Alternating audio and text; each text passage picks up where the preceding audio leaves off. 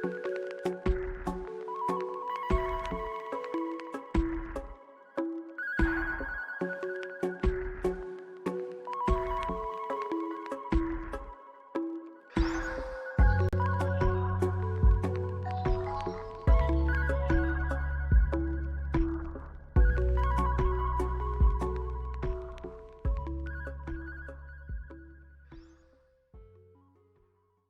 everyone, I'm Pamela Jaccarino, Editor-in-Chief of Luxe Interiors and Design.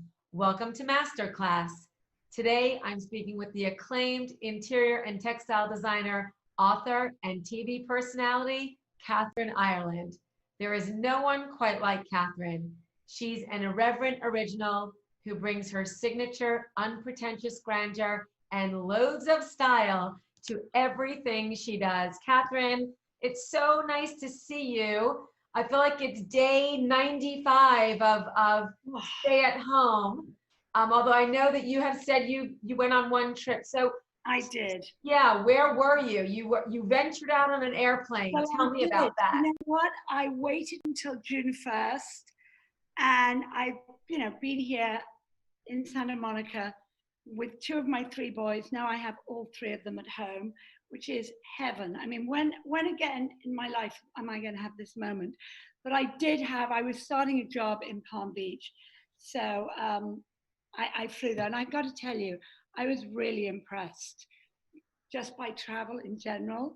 I took JetBlue, and they got it organized. There were probably 25 people on the flight going and coming back. They've got you spaced out. I, of course, I got a painter's overall, white painter's overall. Rubber gloves, a mask. The whole thing. And I had one of those plastic things. Well done. I get to Palm Beach, and it was great. And, we're doing our thing. I saw the contractor, obviously the client. Everyone's very extremely conscious of distancing. It's our new life, isn't it? It's a new way to be. How was that? Was it, Palm Beach can be an inspiring place, but like, was it just like get in, do your job and leave? Or were you like? Exactly. I had plans to go and find my next home, or a little, I had plans of getting a little something down there. But no, you just get there, you do your job. I stayed in my client's guest house and just got it done. There's so much to do, and this is a pretty big job. I mean, it's a 5-bedroom house, beautiful street. I mean, gosh, Palm Beach is ravishing. It is. Literally, everyone is moving here. Everyone is descending upon us. If God had money, he would have just given us all Palm Beach. But as you know, you always think you're going to have time on your hands. I thought I'd be able to go to those great antique shops on Dixie Highway, but no, I had a very specific thing, and I didn't have an assistant with me. So it was me, three suitcases, my huge sort of box with all my boards, and basically, what I do in a presentation. And this is a lady I did. She bought the Bunny Mellon house on the Cape, and I did that with her. And I actually met her and her sisters because they came to one of my early design boot camps in Santa Monica. So that was in 2008. So what's happening with your design boot camp? Of course, I have my questions like in an order, but it's going to be like a Jaccarino Ireland romp. So okay, let's talk about for a second design boot camp in France, because it is June and this is the time of the year. What's happening? Yes. Well, I had obviously the May one and the June one were cancelled. I just told the ladies and gentlemen that were coming, I put a September 24 date, and I'm just trying to get, 8 to 10 people to commit to that date. A lot of people are saying, well, maybe we'll wait till next June. So whatever it is, I'm going to go to France, July, August. The boys are all going to come because they all work remotely. And you know what? Those sunflowers. 50 acres of sunflowers will feed your soul. And for those people watching who do not know about Kathryn's Design Bootcamp, which I assume everyone does, but I will tell them, it is just a magical time that you get to be in Kathryn's presence and really learn from a master about design, entertaining. It's relaxing, it's fun. Wine as well. Food, wine, design. Food, wine, and design. Food, wine, in France, it's much more relaxed. We're having dinners in private homes. I'm fast tracking you to my part of France, which is a historically very important part of France because it's sort of the Cathar countryside. It's medieval hilltop towns, you know, built anywhere from the 9th to the 15th century. It's a pretty unknown part of the world, although since I've been there for 30 years, I have 7 of my friends have bought houses near me. I've even had Barbara Streisand to stay. So Kathryn, you are always ahead of the curve in everything that you do. And I really want to talk about your textiles. Seriously, you were one of the sort of a wave of a few decorators who came forth with textiles back in the day and had a huge success with it.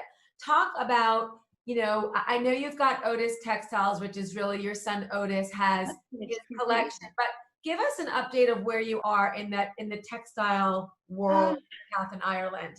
Well, I started it in 1997. Basically, I had this ravishing 19th century quilt that I bought in London from a girlfriend of mine. It was a patchwork quilt and it was on my bed.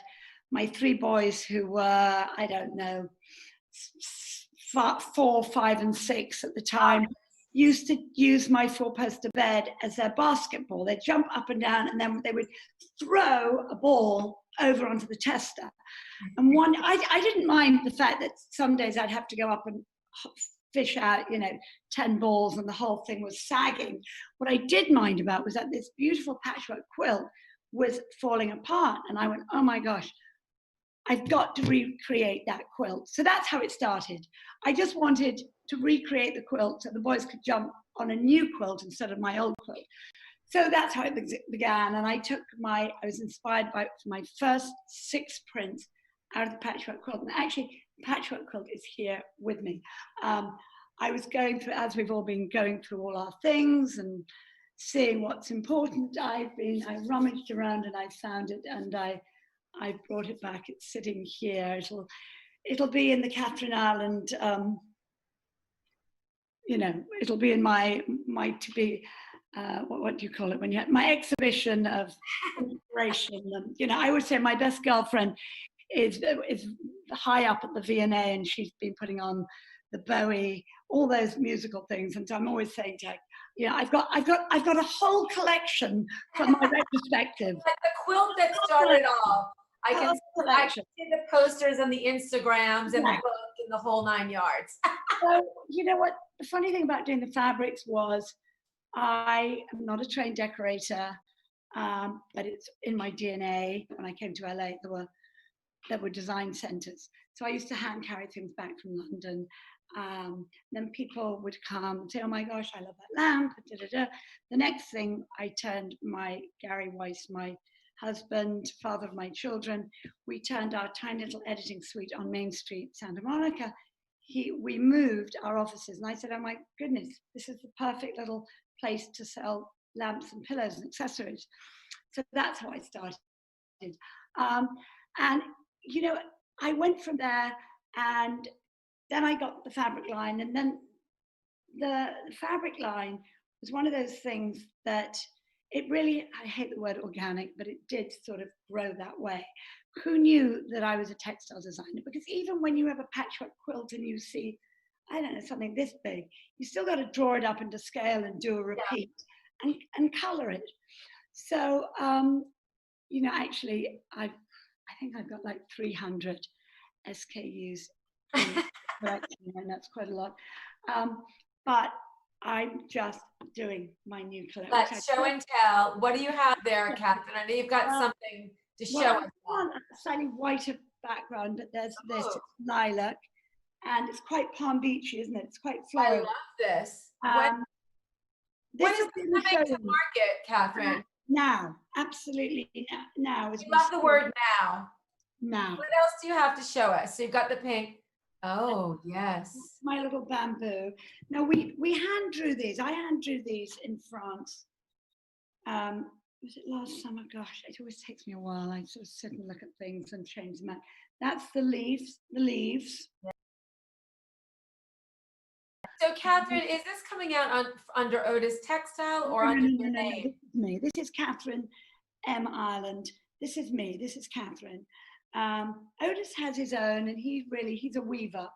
Um, and he has a woven collection, which actually a lot of his weaves sort of work with this. And that we didn't sit down and plan it.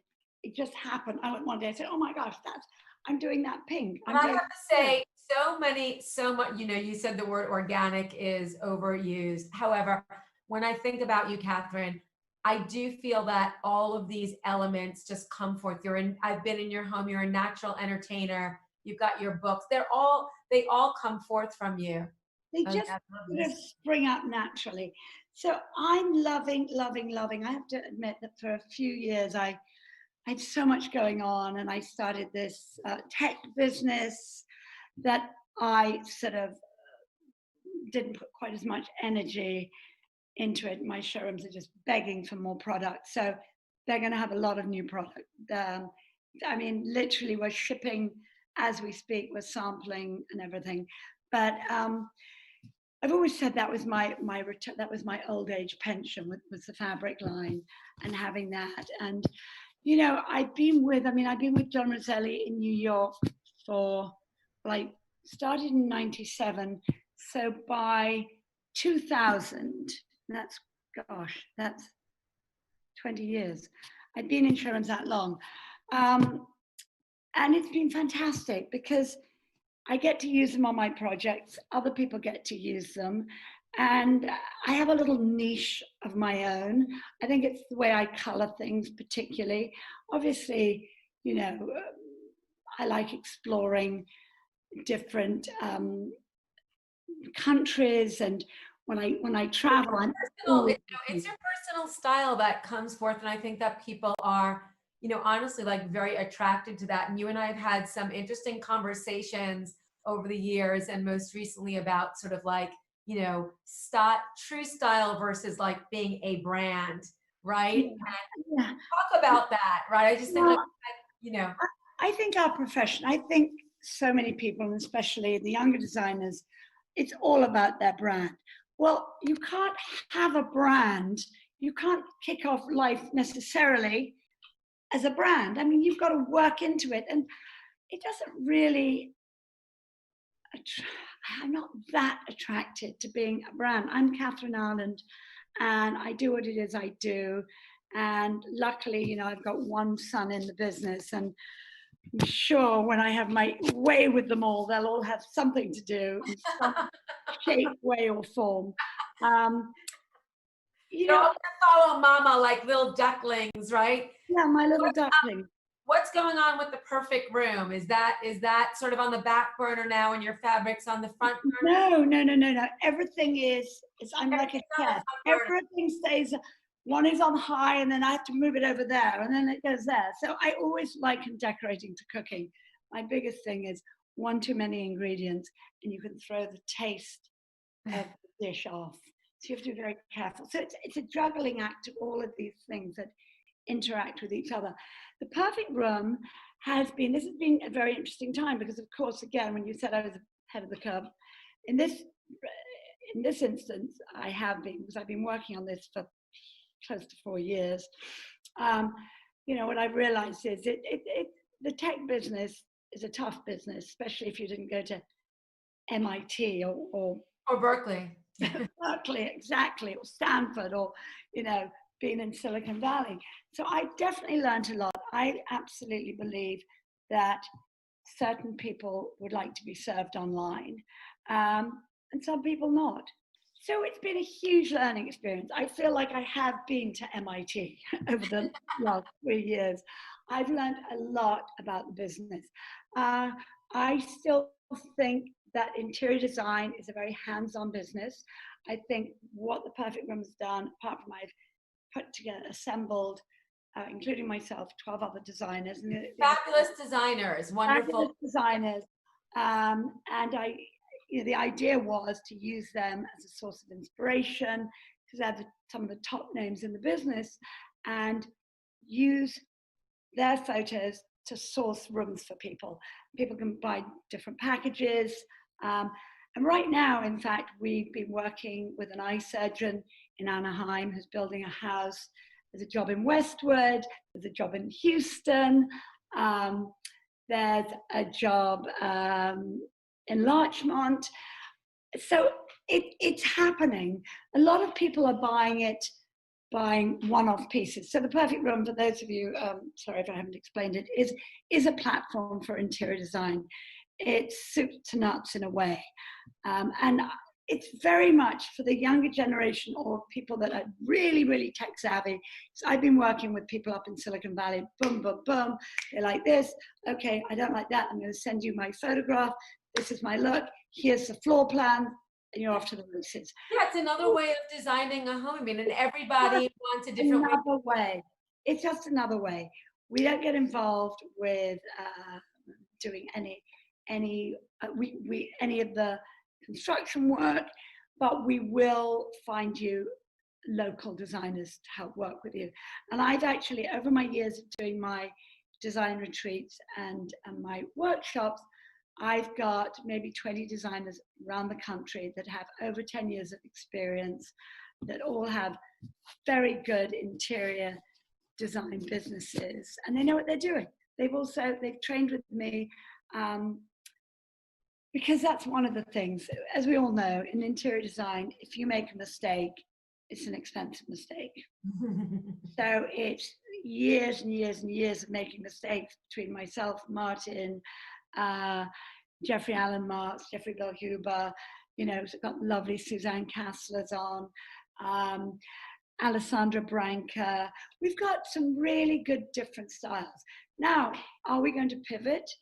Yes, probably, because that's what happens in this. I love that word, pivot.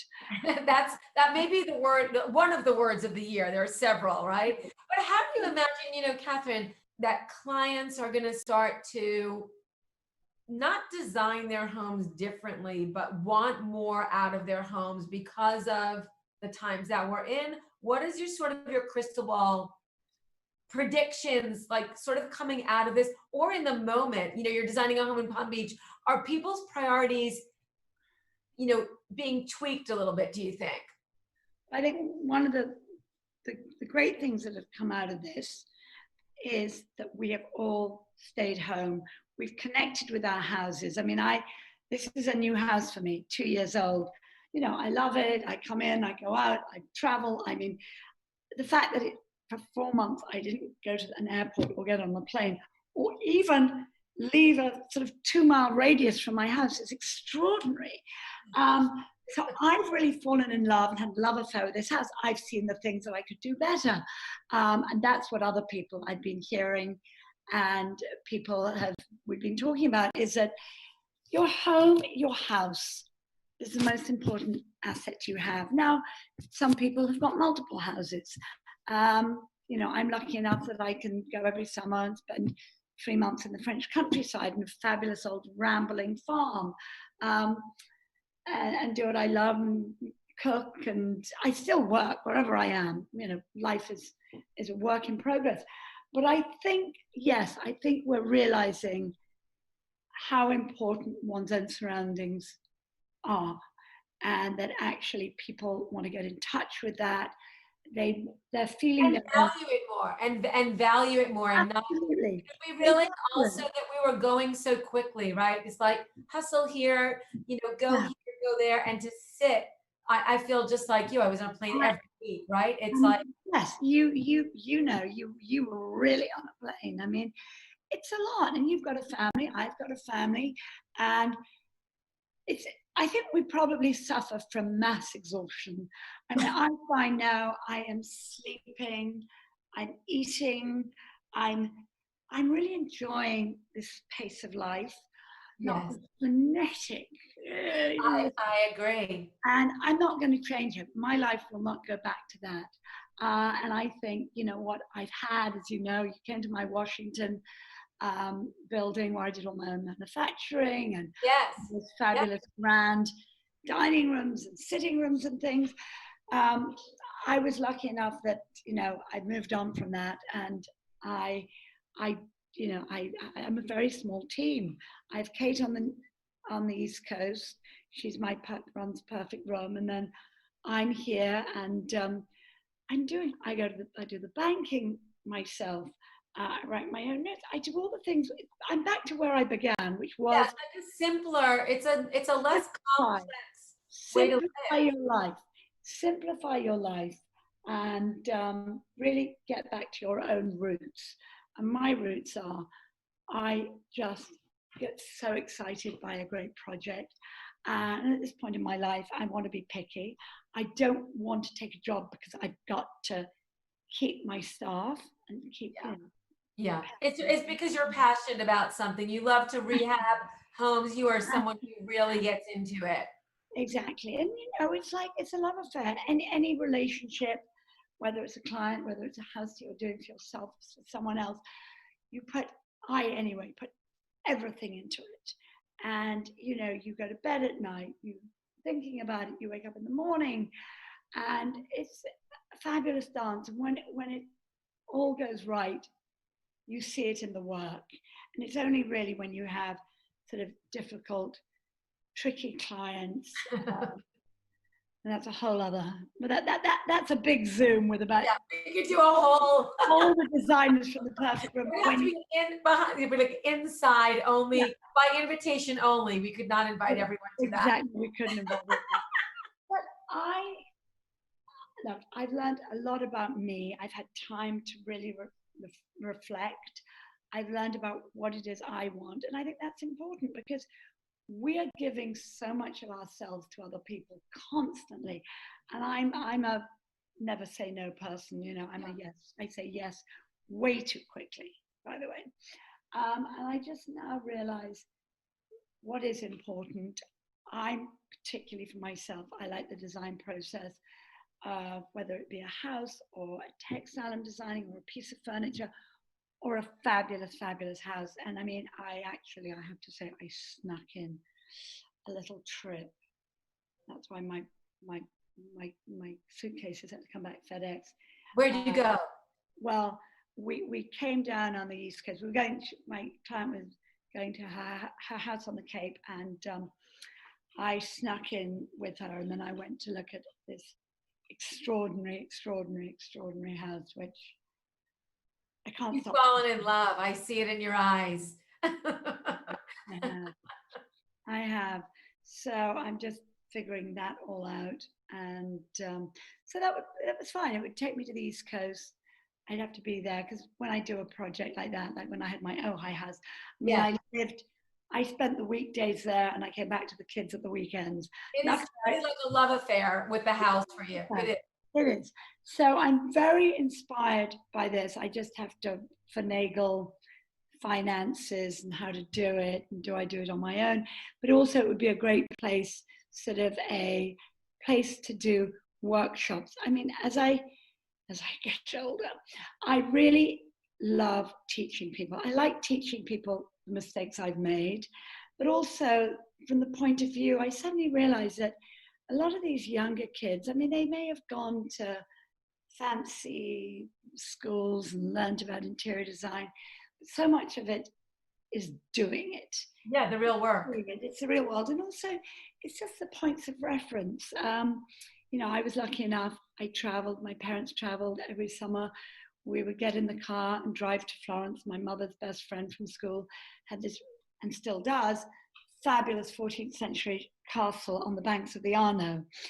And, you know, I lived in a Palladian villa outside of Vicenza when I might be sort of one summer, you know, a friend of my mother said, oh, why don't you come and teach my grandchildren how to speak English? Well, that's how I got to learn to be fluent in Italian. You know, my friends have beautiful experiences and what you bring to it. Yeah, exactly. And most of these kids today don't have those experiences. That's why they need to go to your retreat so that they can learn and workshop. They can live vicariously through me. But you know, my growing up, you know, I used to spend holidays. My best girlfriend, in a rather beautiful stately home in the north of England, David Hicks had done it. So, you know, all those things, I didn't realize this is where I'd end up. But it's my passion, you know. Yeah. And even when I started as a filmmaker with Gary, and we were making documentaries and music videos and whatever, I ended up being the art director. All the visuals were mine. And I don't know, I've always had a passion for collecting. You know, it's just what it is. It's essentially part of who you are, and I think what's interesting, Kathryn, with you is it manifests in different ways. So I think it makes you a very layered and interesting person. And you know it's also, we're also in, you know, just such you know, it's hard to find the words to describe the times that we're in. You know, we're all sheltering in place. There's a lot of protesting, unrest in the world at this moment. And you know, my final question that I wanted to talk to you about is, you are one of the most resilient women that I know. You really are resilient. You are that woman that says yes. You are a bright spot. Can you talk to the audience a little bit about, you know, your mindset during tough times, and you know, how are you, you know, dealing through these times, which are just, you know, it can be painful. Talk a little bit about that before we wrap up, please. I think, you know, tough, that expression, the tough, you know, the times get tough, the tough get tougher. And I think that challenges like we're having right now are important. They're important to see how we all come out of it as individuals, as well as a society. I just, you know what, I just go full on at things. You know, I mean, with my kids, I brought them up. I ended up, you know, putting them through school and stuff. We always lived very much on the edge. So I'm sort of used to that. But there would always be good times. You know, I would always make it fun. If we had to rent out the house and go and stay in my girlfriend's guest house for a few months, you know, it would always be fun. Jaccarino, my housekeeper, would be there. I don't know, you just have to keep energizing the situation. You have to be positive about the future and just look on the bright side. What we got out of all of this. And I think that is where I sort of strive, is in situations where you have to go, okay, how are we going to figure this out? Because there's a lot of excess in this world, as we know, and excess is sort of, you know, it's not so great. And I think that we have to be extremely generous to all the people around us. I mean, my son, Oscar, and his girlfriend, for example, during this time, they've started, please follow on Instagram, Get Your Zazu. And in Japanese, Zazu means movement. They managed to build this website in 2 days. It's taken me 2 years. I mean, admittedly, mine is a little bit more complicated. So what I love to see is, and my children and their friends, they're all coming together. Yeah, and doing something. They're giving back. Giving back. Let's cheers. I wish I could say this was like tequila or vodka, my friend. No, not yet. I still have a little bit more to do today, but cheers to you. It's and so to you. nice. And to all that we have to look forward to, so much of it. And I'm looking forward to sharing my new boyfriend with you. Oh, okay. That sounds interesting. The house. Well, thanks, Kathryn. You are a beautiful soul, and can't wait to see you. I hope you come to Palm Beach soon, so I can. I will be. I'll be there a lot. I'll probably be there in mid-July when we've demoed. Okay, I'm calling you now on the phone, and we're going to set up a date. Okay, good. Okay. Big kiss. All right.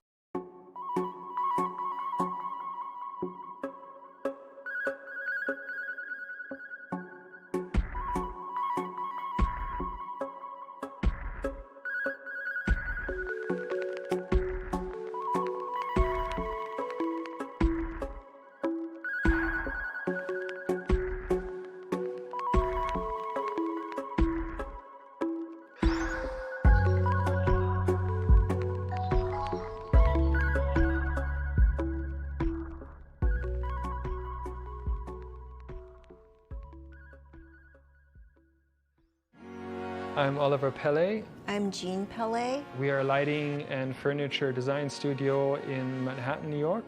Welcome to our studio.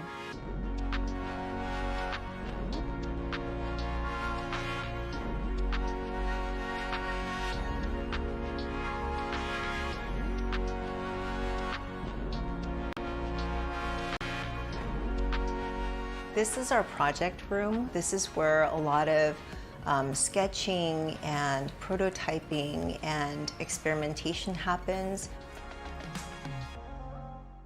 We do design together and we develop the projects and the ideas together. So I think that this space is actually a pretty good reflection of how we work. It's a fluid space and everything is open. We're very hands-on in every department, in every aspect of the business. Oliver and I met in architecture school, in grad school at Yale. As I went further into my architecture career, I really wanted to go back to making things and working with my hands. We worked together initially with the idea of doing an interdisciplinary design studio with architecture and interiors and products.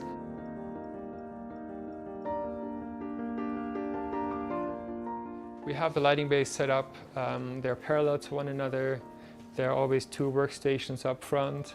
They're not assembled in an assembly line sort of way, but they're assembled. Each person takes over a complete fixture from start to finish. All of our light fixtures are made to order. That's quite important to us, that they're made in New York and that it is assembled in the same space that we designed them. I think clients really love the idea that we are making them here, and it's really nice to be able to bring clients in and show them this is where we make your light.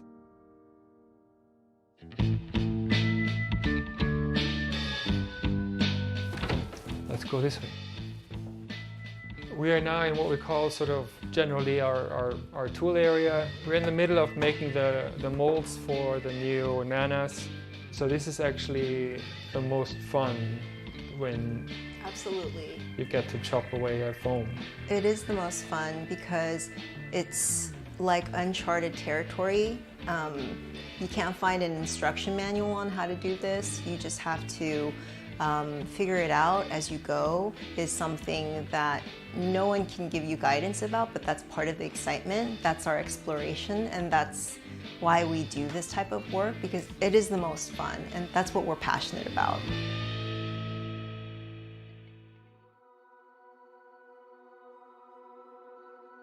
So now we're back in the showroom. It's really, for us, the one opportunity to show. I think that the showroom allows for our work to live in a proper context, and the context is the home.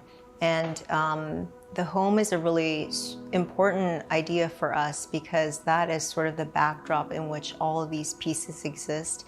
And to be able to, in a way, recreate that in the best presentation possible is what we'd like to do here in the showroom.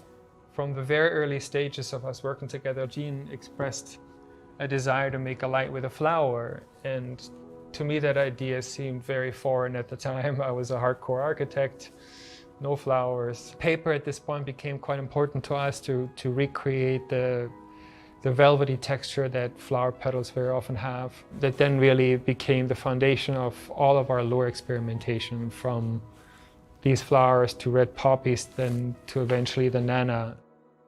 These are two prototypes essentially that was built last May for New York Design Week, and they're giant paper cotton casts of a banana frond. They're light fixtures, but they're also paintings in a way.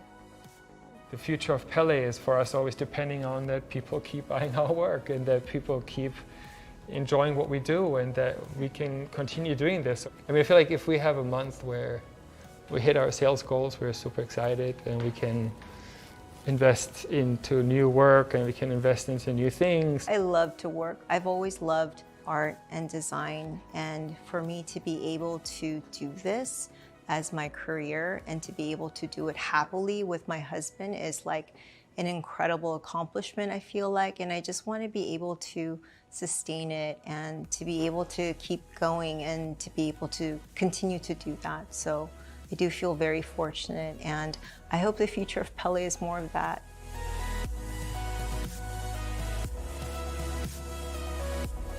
Well, thank you very much for visiting us today in our studio, and we were really excited to show you a little bit about what happens here. Thanks for visiting.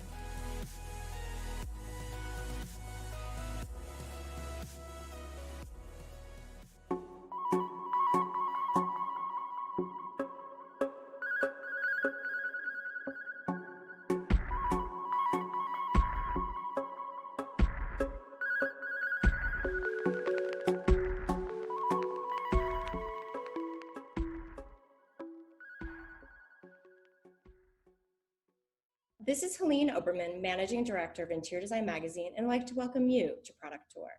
So what do you get when you mix a trusted Southern brand who's focused on mindful manufacturing and sustainable practices, always meets the performance needs of commercial interiors, with a hardworking Midwestern company who puts their design clients at the forefront by developing solutions through their innovative, design-driven products, a long-lasting, fruitful partnership that has created award-winning textiles. Being forward thinkers is not new to these collaborators, and we are here to learn more about the next generation of bleach cleanable, sustainable performance fabric that is certainly much needed in today's current world. To discuss the launch of CF Stinson's Balanced Collection with Sunbrella Shore, I'd love to welcome Lori Roop, Design Director for CF Stinson, and Alan Hawks, Market Manager for Sunbrella Contract. Thank you guys so much for being here. I really appreciate it.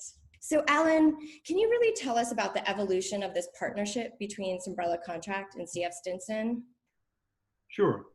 Helene, it started in 2010, and Glenn Stinson and I were both attending a NADFD meeting out in California, and we had our new Sunbrella Contract program all but complete and ready to go to market, but we needed a partner. And so I knew Stinson was very focused on healthcare, and we felt like our product, due to the performance attributes, were perfect for healthcare.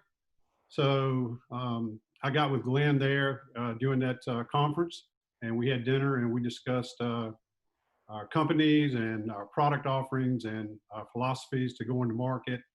And I think we both found that we were both working with very innovative companies, and we wanted to drive technology as well.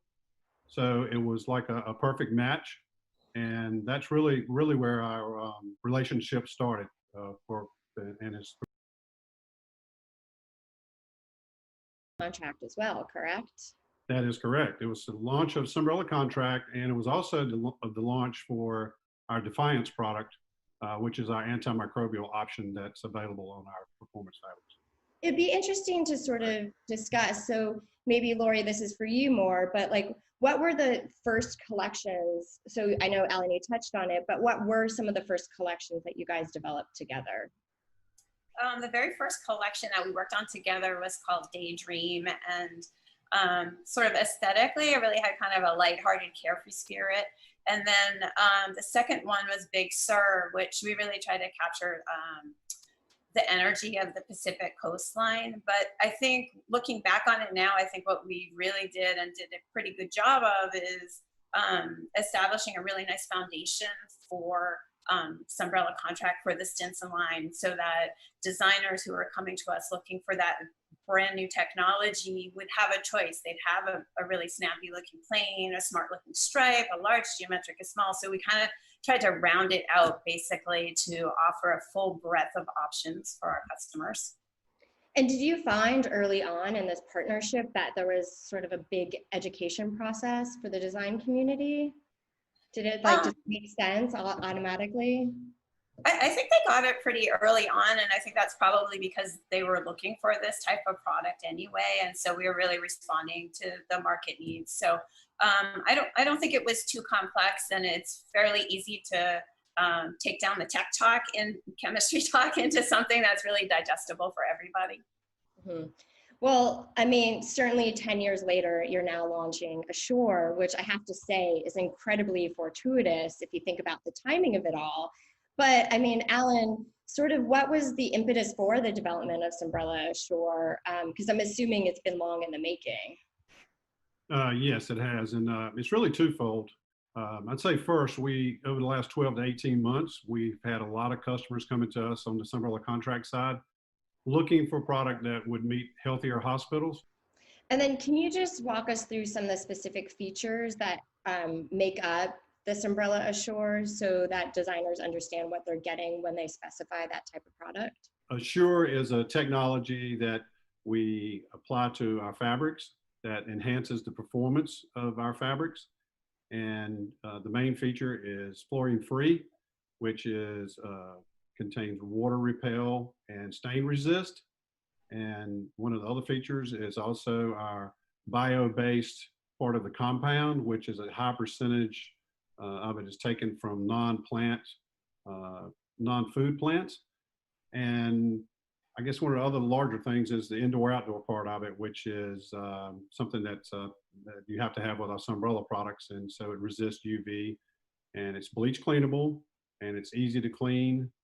And I also should say it withstands most all the disinfectants on the market today, except for phenols. So it's very powerful there as well. So I know you kind of touched on it, but can you give the audience a little more insight? So I know this came out of what you're calling, I'm going to read this, the Healthier Hospitals Initiative to meet the Healthy Interiors goal of the Safer Chemicals Challenge. So can you sort of translate that to the layman designer? So their initiative is to simply remove 5 chemicals from any product that's purchased in furniture or furnishings that are going into the hospitals. And we met 4 of those initiatives right up front, but one we didn't, and that was fluorine. So the 5 chemicals that they're really focusing on and targeting are formaldehyde, fluorine, PVC, fire retardants, and antimicrobials. And they want to get those out. And honestly, I like this approach to eliminating chemicals or managing chemicals. One thing is it's very simple, and they allow the manufacturers to really focus down really tight and get those chemicals out. And I think that's an advantage versus some of the long lists that are out there today that you really have to spend a lot of time working through and maybe not being able to come up with the products that they need at the end of the day. So I think the short list is really a very focused, good way to try to get some chemicals out of some of these products. Well, certainly there's the technology behind the collection, but Lori, I think we want to get into some of the great ideas about what's the design inspiration for this collection. I know that you're up in Maine, and it looks like that may have been the inspiration for this.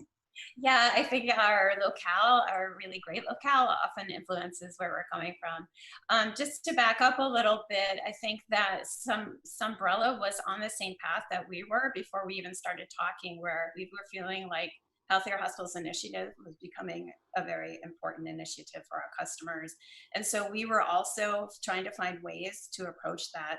And I think the kind of wellness thrust in the marketplace for all markets, hospitality, healthcare, education, and contract has been pretty broad. And so we're always trying to find ways to address this kind of wellness interest that people have. And so I think we've come across different ways, but to go straight into Healthier Hospitals Initiative, we really needed a partner to kind of work through how to get that fluorine out of the stain repellent. And luckily we're able to partner with Sunbrella, which we love doing, and work together kind of on that final mile, which was kind of more like a year, maybe, Alan, I think the final mile was long. It was about a year. Yeah, so I think that, coming from that wellness kind of theory or perspective, I think that kind of drove the look of the collection aesthetically.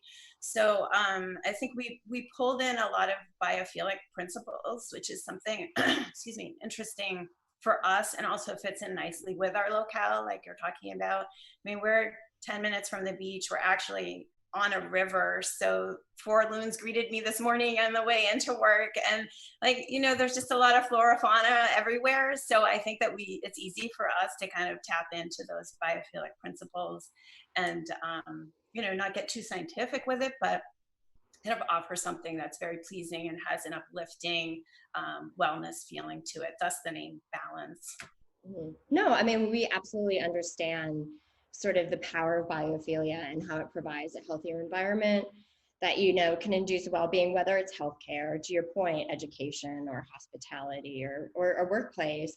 But, you know, it really seems like you have used that as inspiration for even your previous collections, right? Like you really like that tenet in terms of the practices you do for your designs. Yeah, I think so. I think that we kind of gravitate towards that. It's an area of interest for us. And like personally, I think it feels right for us. And also I think it's a way as designers to kind of put something personal into it and have a point of view. So it's not just straightforward geometry or something like that. Have you that you've done to like what balance looks like now, even in terms of like the biophilia that you're designing or the inspiration behind it? Yeah, I think we're learning how to gain confidence in that arena and really come forward with product that people respond to favorably right off the bat. So like with those first 2 Sombrella collections, I think the designs are fabulous, but it was time to kind of push forward design wise and come with something that feels very modern and also a little bit personal as well. So yeah, I think there has been a great evolution. And hopefully for the Stinson line in general, I think, you know, over the past 10 years, we've changed a lot and really kind of tried to become a very design focused company. And do you also see like there's sort of the change though too? Because I think with that first collection that you were designing, like you had healthcare in mind. Now, even if you have healthcare in mind now, you're understanding that these textiles might be specified for a lot of different sectors. So do you also feel like that will really shape how you're designing? Yeah, I mean, I think that a perfect collection is very appealing to everybody and every sector. So while, you know, keeping healthcare in mind, I think that we did broaden the look a lot and really kind of visualize the patterns in different types of spaces. And also, especially with the colors that we came forward with, you know, maybe something for, you know, you might want something very sophisticated and okay, this is where this is going to get pretty authentic because I don't have the final samples. I never get them. But there's something kind of calming and soothing here. This is going to be great in healthcare. But also if you wanted, you know, something with a lot of pop for maybe hospitality, you've got this kind of color available to you, which almost feels very like fresh, modern, Scandinavian almost, where it's just, you know, you can picture it in other kinds of interiors beyond healthcare. So we try to straddle both. Oh, all 4. Yeah, no, but I mean, sort of what is your, even just with your color, what is your sort of design process like? I mean, do you start with an image in your mind, or are you always carrying around a notebook? What, you know, what is, because we know it's sort of multi-stepped. I mean, it, you know, a design doesn't just appear out of anywhere. Yeah, I mean, that's sort of the setup behind me is a lot of our color boards that we work with. And a lot of our color inspiration. So you can see we're pulling from fashion and just what's in the zeitgeist design world at large, basically. So, you know, we're taking all of that and then we try hundreds of color combinations with the mill and we start paring it down from a lot of options into what we think is going to cross over into the most markets. And again, like, you know, also the markets are changing. I mean, red used to be a big no-no in healthcare, and now it's like those kind of bright primaries or fun color combination that pops are working in healthcare as well. So I think there's a lot of crossover, but also, you know, we do try to think specifically like, you know, education, make sure you have a really nice blue and, you know, that kind of thing. Mm-hmm. It might be fun to sort of maybe let's dive into some of the specific designs and patterns that you have for the Balance collection. So diving into the specific patterns of the Balance collection, so what's the effect with the symmetry of mantra? Yeah, I mean, obviously there's a flower motif, so you're tapping into that biophilic principle, but also the more kind of obscure biophilic principle of kind of symmetrical geometry is very soothing and calming to people and kind of makes humans feel like all is right in the world, basically. So that's what kind of informed the approach of that flower shape and kind of making sure that it's very symmetrical all the way around. And then we can really make the yarns, this umbrella yarns and heathers kind of shine along with the color. And then sort of what are the references behind Serene? Okay, so Serene is a tough one to talk about because sometimes it sounds a little corny, but I'm going to do it anyway. Like it, go ahead. It's all good. You're it's all you. So, I mean, the less corny interpretation is definitely like a calming landscape and that sort of grounding effect of a horizon line. But we sort of took it further into sunset. And so how, and that's the corny part, is that when you hear the word sunset, it sounds kind of bleh. But I think that who doesn't love a good sunset? Well, I think you're all good there. I love sunset. Yeah, there we go. See, if Alan loves a good sunset, we all do. And actually, Absolutely. to be honest, right now, and I don't think there's anything corny about it. I mean, especially given the specific time right now where, like, you know, access, well, even right now, but even in the future, if you're in a healthcare facility and you don't have necessarily easy access to the outdoors, like maybe that's something that you crave is, I haven't seen a sunset in a long time. I've been in this facility for a long treatment, and you know what? And that's okay. Like, I think that is needed and necessary, and you know, they might have their own interpretation anyways. Yes, I think there's a lot of free association with this collection, definitely with the imagery. But I think that Serene does a nice job in kind of capturing that ombre effect of a sunset, which it just speaks to us. It stops us in our tracks every time we see a beautiful sunset. So whatever, we just have to go with that. Yeah. And I think that kind of offsetting the different ombres, I think it makes it more modern and is going to make it look really exciting on furniture pieces. So then, of course, there's the flower power of Thrive, correct? Yes, so there's the free association. So it can, you know, if you see a flower, I love it. If you see a starburst, I love it. If you see a sunshine, that's awesome. It's all good. It's all positive imagery and kind of projects that kind of optimism.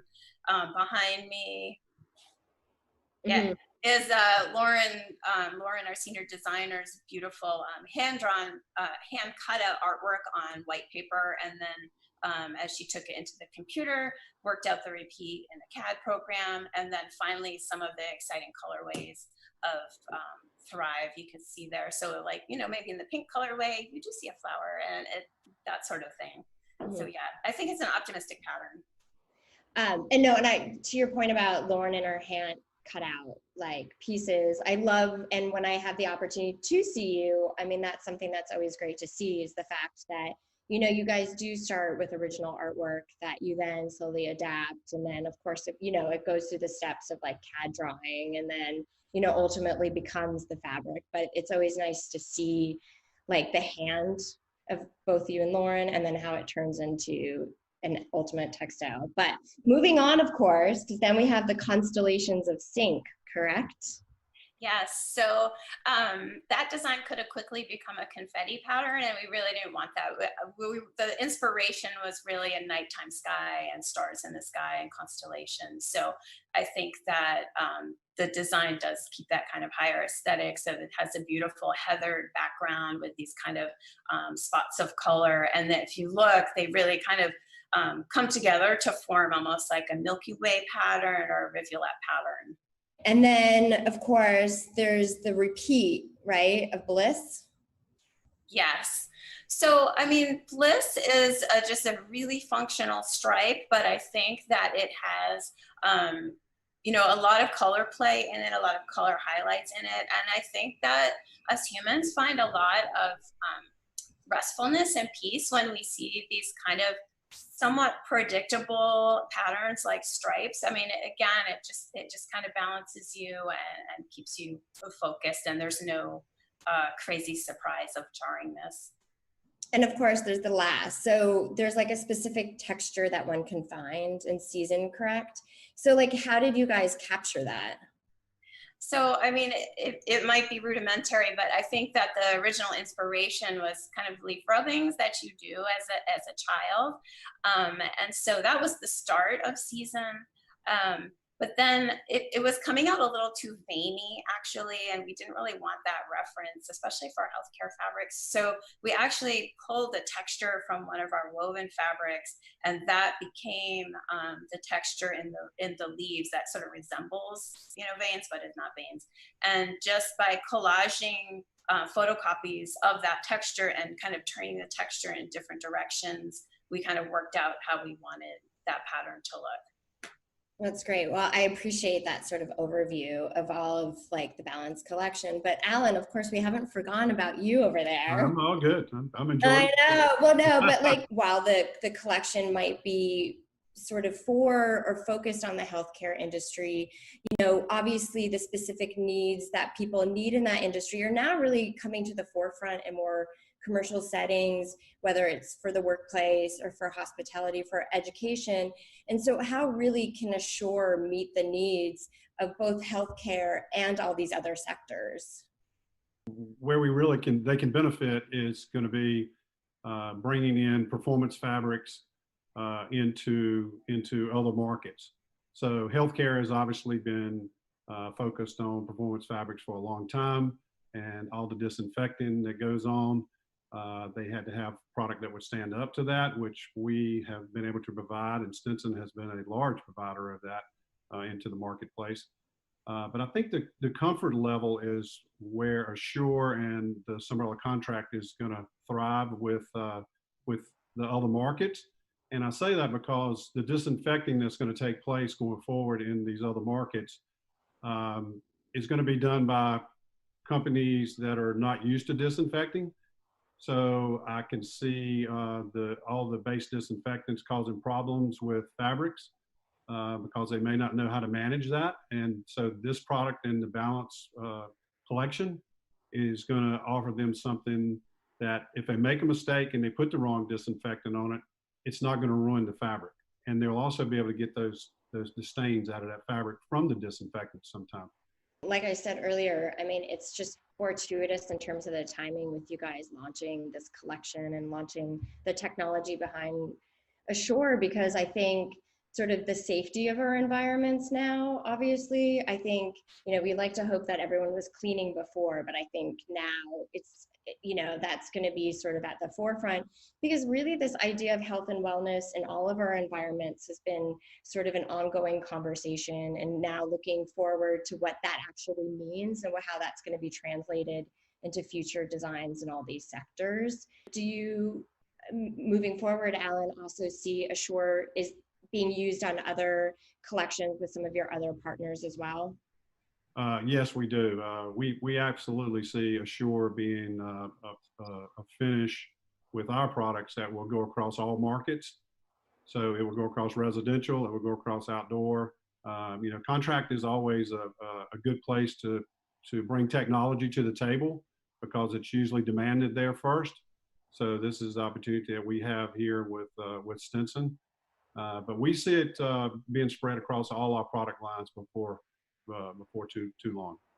Yes. And so I'm just curious then, does that mean that any of the current sort of products in any of these collections where you have these partnerships can use Assure, or is it only sort of new collections and products moving forward?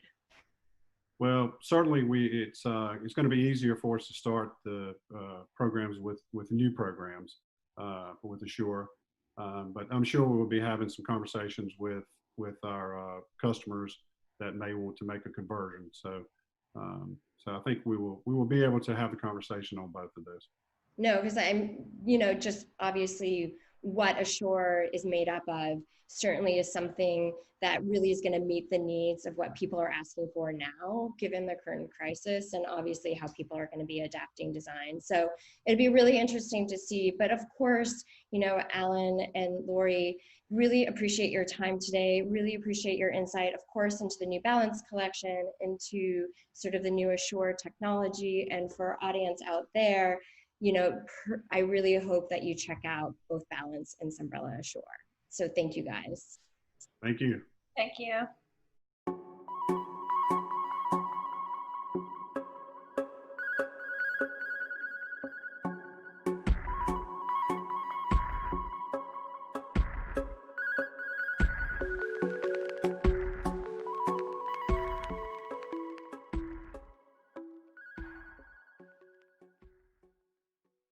Hello, I'm Helene Oberman, Managing Director of Interior Design Magazine, and I'd like to welcome you to Product Live.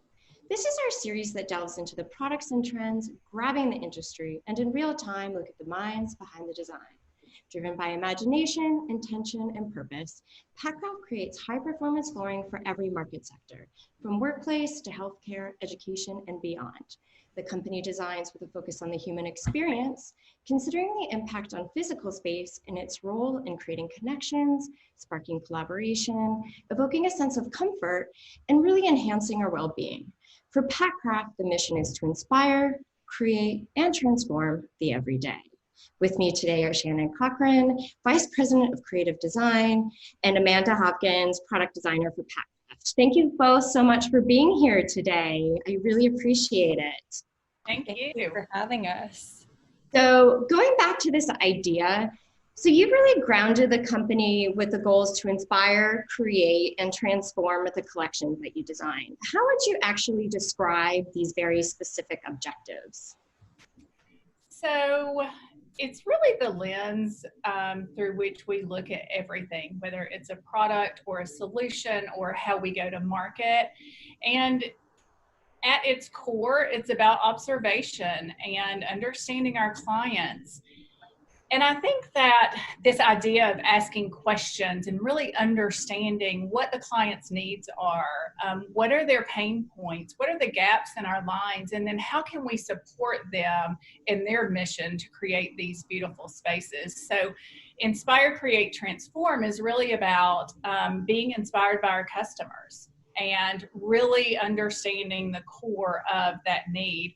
And then Create is really the actionable items. So that's where we design these compelling products or solutions, and that may be tied to a process that is creative.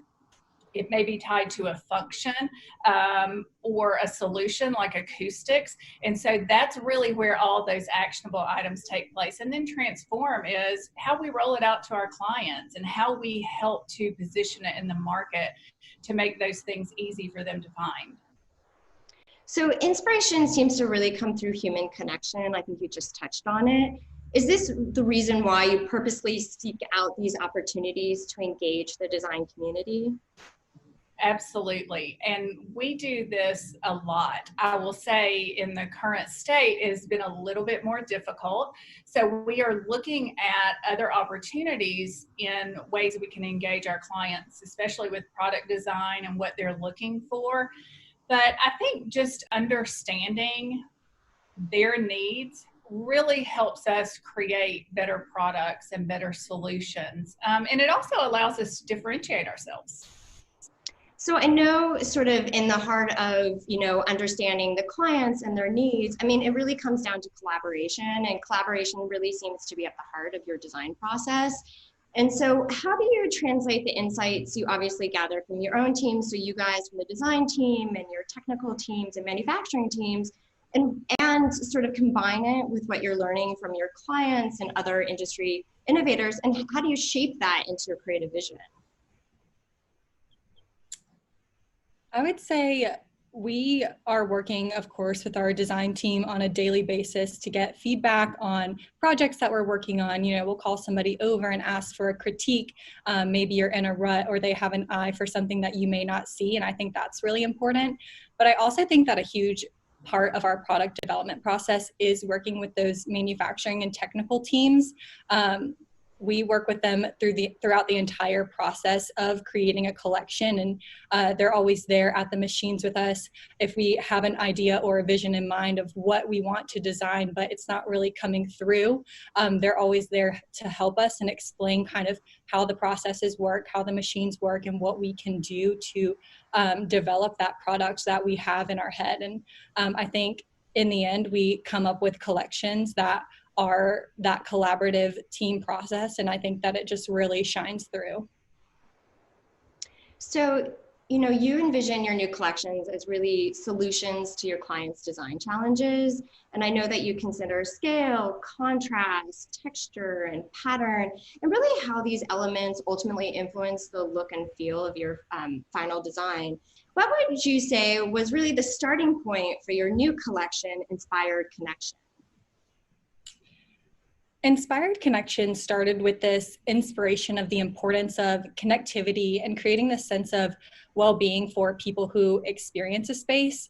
So it's kind of supporting this intersection between the physical and the experiential space within the built environment. So it just further promotes this emotional connection to spaces that are akin to home. So we wanted to create a collection that was kind of part of this collaborative process that we had just discussed, and just promotes product solutions and this ending collection that is influenced by both customer insight and this connection and collaboration.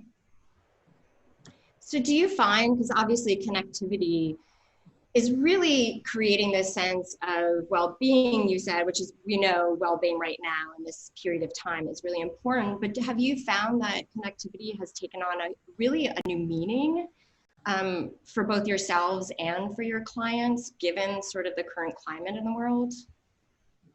Absolutely. I think that it is something that we can all agree we have missed. And I think, while virtual is great, those one-to-one in-person connections are so important to everything we do, especially to the collaborative process.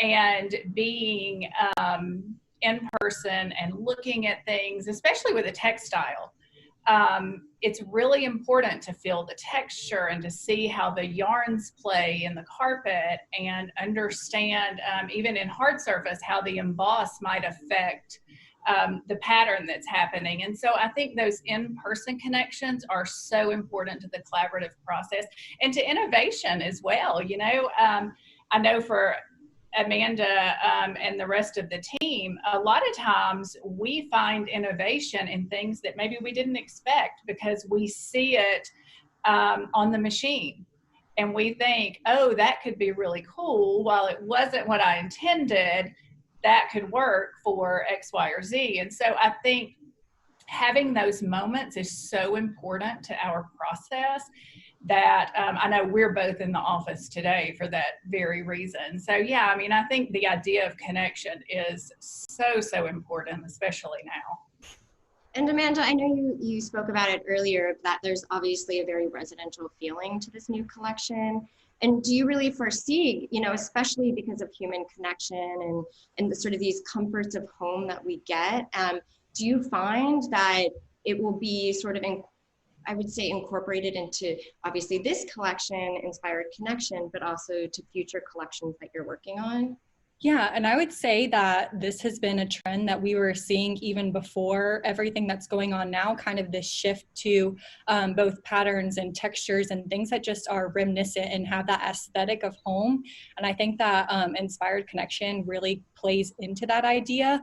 And I think as we kind of make this shift from being at home for so long back into the workplace, we're kind of used to this idea of being at home. And I think once we make our transition back in, we're going to be craving that sense of home and craving those textures and colors that bring us comfort and that sense of well-being that we've been talking about. I know it'll be a little bit of a shock to the system, I'm sure. Yeah. We have to finally go back into the workplace. For sure. So digging a little bit more, obviously, into this new collection, Inspired Connection. So it consists of both carpet tile and broadloom and comes in 4 different pattern waves. It might be great to just kind of walk me through each one. So I know first is Enliven. Yes, so Enliven is a pattern that we are featuring as both a broadloom and a carpet tile pattern.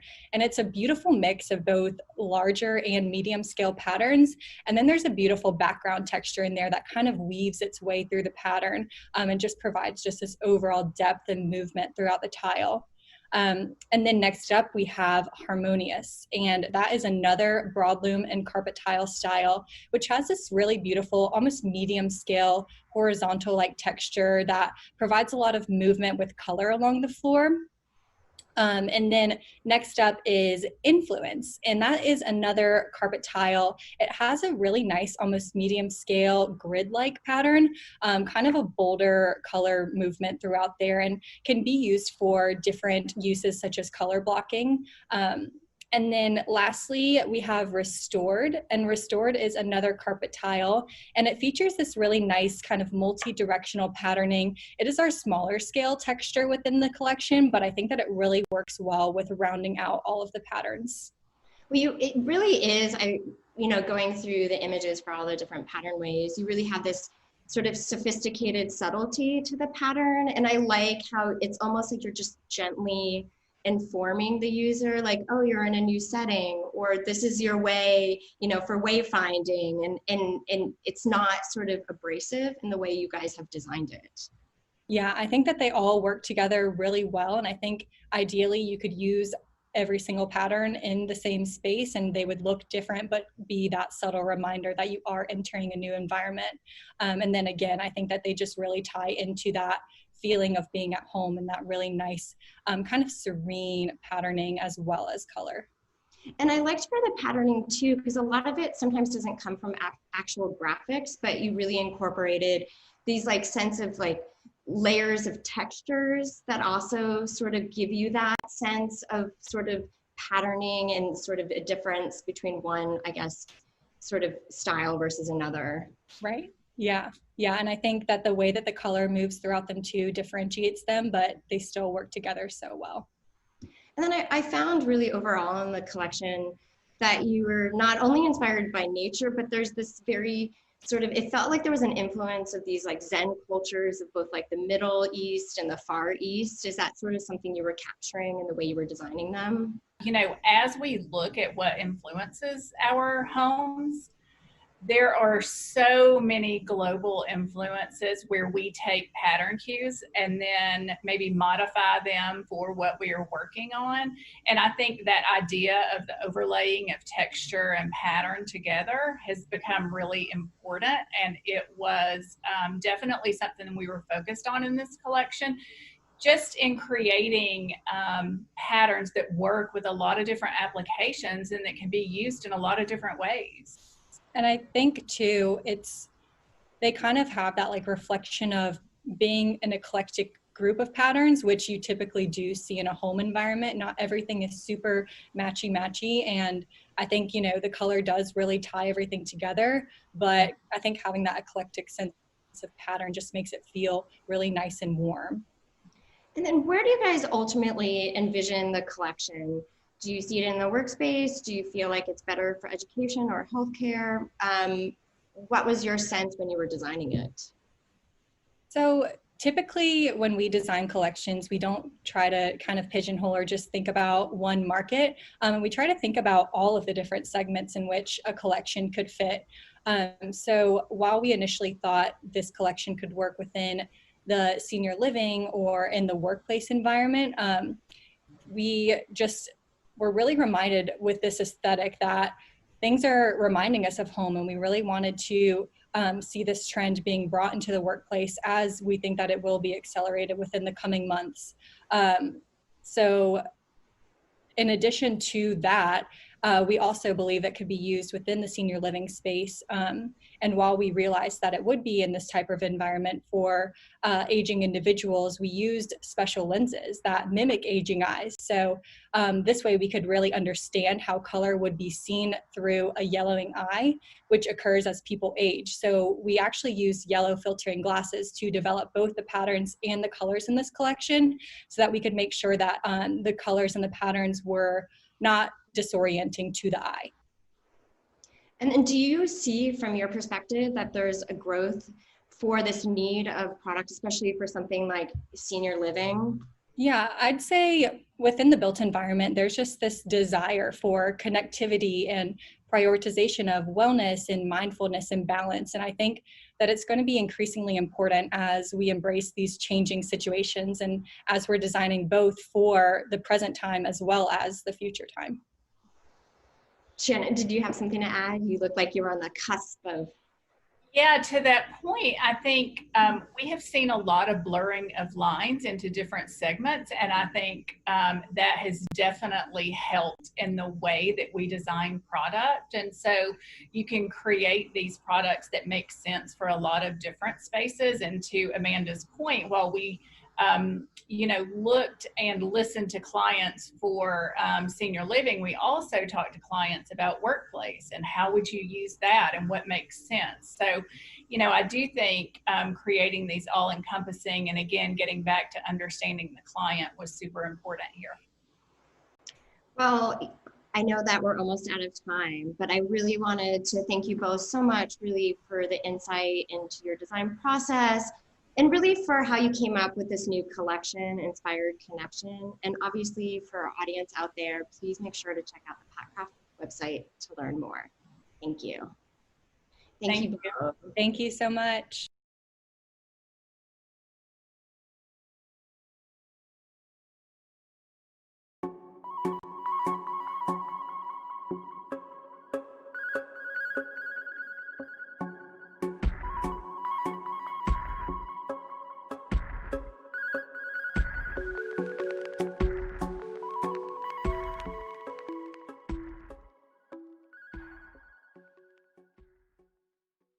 Everyone, welcome to the Metropolis Forum's webinar on healthy lighting for outdoor spaces. This is an event that we're producing in partnership with Landscape Forums. So thank you, Landscape Forums, for making this discussion possible. I'm Rajagopal, the editor-in-chief of Metropolis magazine. So, we've spent a lot of months indoors now. And, as the weather is beginning to change, at least here in the United States, but also in many places around the world, certainly our thoughts are moving towards spending time outdoors. And while we've also spent a lot of time in the past few months, I don't know about you, but I certainly have, talking about how to stay healthy indoors, I think it's time that we start talking about what healthy outdoor space and public space also looks like. And lighting, of course, is absolutely vital in that, because it extends the hours that we can use outdoor space. We were just talking about, sunset as the time when lighting outdoors really comes into play. Lighting is what makes the use of outdoor space beyond daylight hours even possible. And it keeps spaces safe and hopefully keeps spaces healthy. It helps indicate use. It can be really poetic. Lighting can do a lot of things in outdoor space. There are ways that one might argue that lighting is one of the defining elements of how we use outdoor space. So how can we light outdoors strategically and responsibly to support and nurture good health, especially in the wake of the COVID-19 crisis? To help us answer that, we have an amazing group of panelists here today, and I'm so excited for this discussion. We have with us Linnea Tillett, who is the founder and principal of Tillett Lighting Design Associates. Linnea, thank you for joining us. We have Brian Stacey, who's a principal and global lighting leader at Arup. Thank you, Brian. Brett Gastinger, who's the senior associate at Nelson Bird Waltz Landscape Architects. Brett, thank you for joining us. And Jordan Augustin, who is the president of lighting at Landscape Forums. Jordan, it's a pleasure. Thank you. Thank you. I'd love to get us started with Brett. Let's begin from a landscape architect's perspective on outdoor space. You've designed parks and green spaces all around the world, New Zealand, in Canada, here in the US. Can you talk a little bit about lighting and the role that has played in maybe one or two of those projects? How have you used lighting to achieve certain goals with outdoor space? Sure. Yeah. I guess I'd start by saying that even as we're working in those different places, the constant is the human body, and the human body has a incredible capacity to understand space and see light and color and texture if we give it the opportunity to do so in the right conditions to do so. And that in conjunction with our responsibility to the ecologies within which we're working both lead us towards solutions that really keep a low light quality, an elegant level of lighting that's often quite quiet and tactical. And if you do that and reduce the sometimes the onslaught of light that can be a problem in many of our urban spaces, it really opens up the possibility for both design intention and for truly meaningful and memorable moments. We need, of course, from a landscape designer, we can kind of speak about those things. We need experts like all of these guys on the call to make that a reality. But we've been lucky to work with some really excellent ones. One project that I'd raise at the moment is that I was involved in and has, I think, been successful is City Garden in downtown St. Louis. That was a tricky one because it was surrounded by a lot of light. It was very hard to quantify. We knew that there was ambient light that would be borrowed from the site, and we just really wanted to be cautious not to overlight the project. So I think that because what makes it successful is that the lighting actually is quite recedes and allows for really incredible moments of both fun and surprise when it relates to some of the sculptures that are set within that garden, and also a few of the key features walls and that provide orientation, overall sense of structure of the space. But it's a very restful place. It's actually it's relaxing. There's a sense of space, and it's really pretty cool place to be. Thanks, Breck. I feel like in some broad strokes, you've kind of outlined a few of the key ideas I'm sure that we're going to talk about continuously today. I mean, one is, of course, the idea of lighting being centered around human experience. I mean, it seems like an obvious thing to say, but understanding what the human body does and what it needs and how it perceives things. So that was a great place to start. Thank you. And also then, of course, bringing up this idea of how much light. I think that's something we're gonna talk a lot about. We'll also talk about what kind of light, I'm sure, as we continue. Brian, I'd love to bring you in on that. You've been working for many years now, you and the lighting design studio at Arup, about at the intersection of lighting and health. Arup's office in Boston was one of the first ones to receive WELL certification. You've certainly been exploring circadian lighting strategies, especially indoors. How are you translating some of those insights about lighting and health into outdoor lighting? Yeah, it's a really good, interesting connection, Avi, thanks. It's one that our work around circadian lighting system and just, again, back to the common theme around kind of the human-centric approach around human first and thinking, when we apply that to our core philosophy around thinking from a 24-hour approach to lighting, that means that we want to make sure that the human experience is in sync with that. But as we start to couple that work of circadian lighting with kind of some of our deeper analytical experience on kind of looking at light spectrum, whether it be for the human circadian cycle or as part of our kind of looking, currently there's a big push, and you'll see, I'm sure everyone's seen UV light in the news at the moment for kind of, sanitization. We've been looking at that for space, interior, exterior. So like that whole idea of knowing the spectrum and understanding the spectrum from a technical perspective, linking it to kind of that human experience, but then understanding that that human experience right now, we as kind of a society has been so bottled up for so long that we start looking at that time when we can get outside, and what does that mean in terms of like revitalizing the economy, revitalizing the nighttime economy, and are there things that we can be thinking about too of giving people, because most of us still have day jobs that we're still kind of working on, but so the nighttime becomes important for us to have a safe place at night to feel like we can go outside, socially distance, have a good either piece of exercise or socially distanced piece of social engagement, or just go for a walk.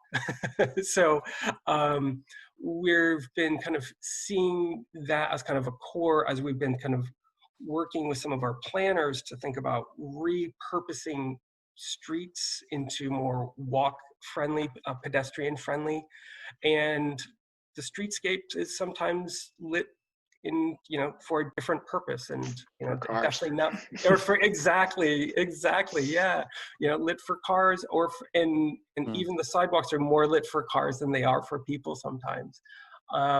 So for us, it's I think it's it's a bit of an exciting time, because it's kind of putting the urban fabric back into a pedestrian first approach. But we also, and I'm sure folks have seen, and if your bike shops like mine, they don't have a single bike out because everyone's buying bikes. So how do we deal with that in a nighttime design thinking to deal with the design of this new paradigm that we're in, with a pedestrian focus that's on foot or on pedals, if that makes sense. Oh, absolutely. I love that, this COVID-19 pandemic, as you've reminded us, has really put the focus back on human experience in many ways, by temporarily at least suspending the hustle and bustle of some of the other systems that maybe we prioritized in the past, like transit, and to say, well, if the streets are for people, then how should they be lit? I think that's really interesting. It's such a fantastic point of view. We're here today talking about healthy lighting for outdoor spaces with Linnea Tillett from Tillett Lighting Design Associates, Brian Stacy from Arup, Brett Gastinger from Nelson Bird Waltz Landscape Architects, and Jordan Augustin from Landscape Forms. And thank you to Landscape Forms for making this discussion possible. Jordan, I'd like to bring you in here.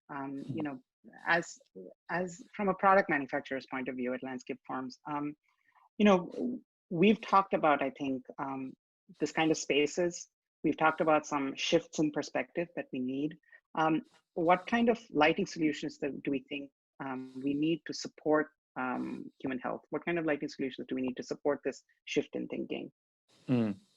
Yeah, it's a good question. I mean, at Landscape Forms, we've really always taken the view of putting the pedestrian first, and to borrow that term from Brian in his recent comments. We've always been having a very keen eye on topics of perception of glare, color temperature, and importantly also appropriateness of lighting levels. So as Brian and Breck both sort of alluded to earlier, a lot of pedestrian spaces tend to be lit for purposes other than pedestrian. So adjacent to roadways or for... I think we just, one of the joys of being on Zoom, I think we just lost Jordan for just a second. In the meantime, Linnea, maybe I would love to bring you in here. Jordan was just talking about, purpose of space, how that has changed and how it's been changed for human use now. One of the projects from your firm that we recently published was, helping turn the underside of an expressway in Toronto into a beautiful and useful public space. You've lit all kinds of spaces, right? Waterfronts, memorials, museums, and really beautiful poetic work. Thinking across that spectrum, how do you think about health when you approach, a project like that expressway and other urban settings where it may not necessarily be an idyllic, natural setting, but you do want to bring thinking about health into that context? Well, if I can respond to that by going a bit broader, because my response always comes from the fact that I'm a lighting designer, but I'm also an environmental psychologist. And as an environmental psychologist, I'm interested, in the relationship between a complex ecosystem, right? The landscapes that my client, landscape architects, design, and the psyche. or the inscape as we call it. And this is going to seem somewhat counterintuitive of what everyone else says, but we actually tend to approach even our projects in very urban areas from the position of habitat. Because the first thing that we want to know is, we want to look very big around a site, then we want to look on a site, and then we want to look above a site and understand if we are actually, as soon as we begin protecting the habits of whether it's birds or it's owls or it's bats or it's turtles, or if we're working on a pier, if it's fish, we want to know if we're protecting them. And the interesting thing is, if you start to think at this broad scale about protecting habitat, you get to some very specific sort of approaches, which is that the lighting needs to be carefully shielded. The lighting needs to be the right color temperature. The lighting needs to potentially be turned on and turned off, right? And shielding is so incredibly important. We've worked with Jordan on this. So again, counterintuitively, if you go down the road and think in the broader way about habitat, it actually tells you a lot about how to design healthy lighting for humans. Because what you do is you go super broad. So most people want a lighting designer just to look at the site, but I actually want to look, if I'm doing a waterfront park, I want to know that the people across the river don't have to close their shades at night because there's so much light or sparkle or flash going in. That's unhealthy to me. And I want to know that people in buildings looking down at a site I'm working on don't have that problem. I don't want to fascinate people with my lighting. I want them to have quiet evenings. Then in the residential neighborhoods, you really, the most unhealthy thing you can do as a lighting designer is disturb people's sleep. So again, that question of how you control light, how you place it, how it's shielded, when it's on, when it's off, those are like the fundamentals for us of creating a healthy environment and certainly not affecting people's health.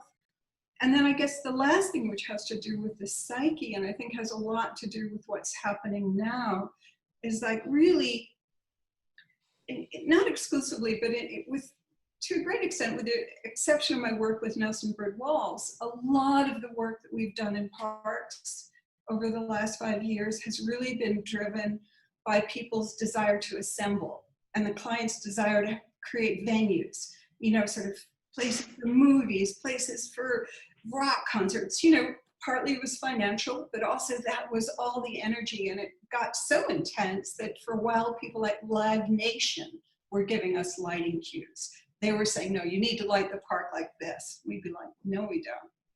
I think that's flipped. And I think that this idea of parks and public space and streets, not only as people, places for people to meet, but also as respite, as restorative. People are going to want to go out at night and sit in the park and just gaze out at the water and not feel like they're looking at a light show. They're not being fascinated. They're going to want to get off their computers for a minute and really restore their mental health. And I think that makes us, we're happy about that because we feel like that's a kind of new way or a more supported way that we can approach lighting in those environments. Absolutely. Jordan, I'm going to bring you back in here in just a minute. I'm sorry we had that technical problem, but we'll let you jump in just a second. But I think there's some really amazing, I think, couple of shifts that we've identified, as well as a few interesting perspectives, right? So we've talked about the science of lighting. We've talked about the science of biology and how those two things come together. We've talked about, shaping the human experience on site, but we've also, Linnea just now talked about shaping the human experience off site, right? And then as we hone in on that experience, what is the purpose of that experience? So that's where some of those shifts come in, right? So we have a shift from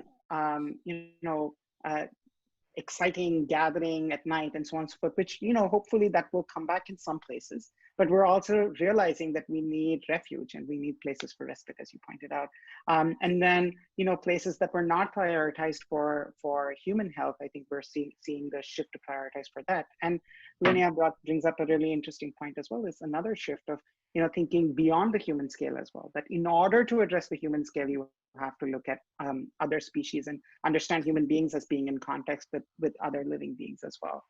So we've really X'd out a lot of different points here. Jordan, I'd love to bring you in here.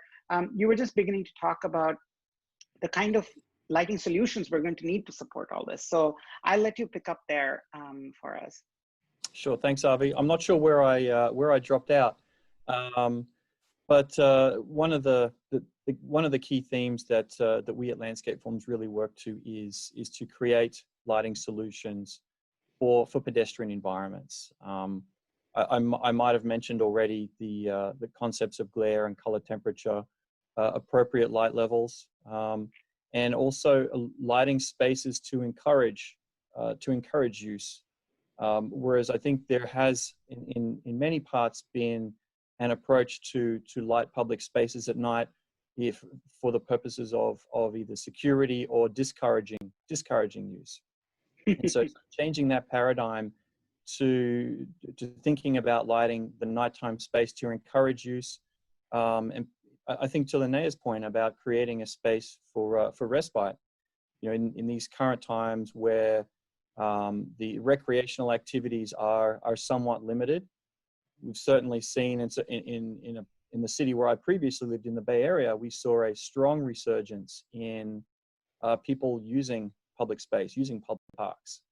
To the point almost where cities had to shut them down for overuse. But I think it really points to that need and that desire for people to have a place to go beyond what's available to them in the daylit hours.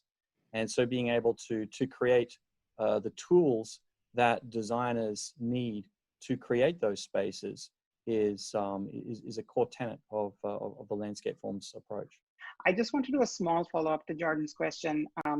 And I'm sure this will come up with an audience point of view, but I would hate to leave this broad overview without addressing it, which is, the move towards smart technologies, occupancy sensors and things like that in lighting, also regulating lighting levels using smart technology. Title 24 in California actually rewards people for using sensor-driven outdoor lighting, even in their own homes. So can you just talk a little bit about, what is the usefulness and what is the limit of smart technologies in your mind? And then we'll take questions from the audience. Sure. I mean, I think it's still quite early days in this area. Sensing for occupancy has been done for many years in interior spaces. In the outdoor space, I feel like it's still got a long way to go.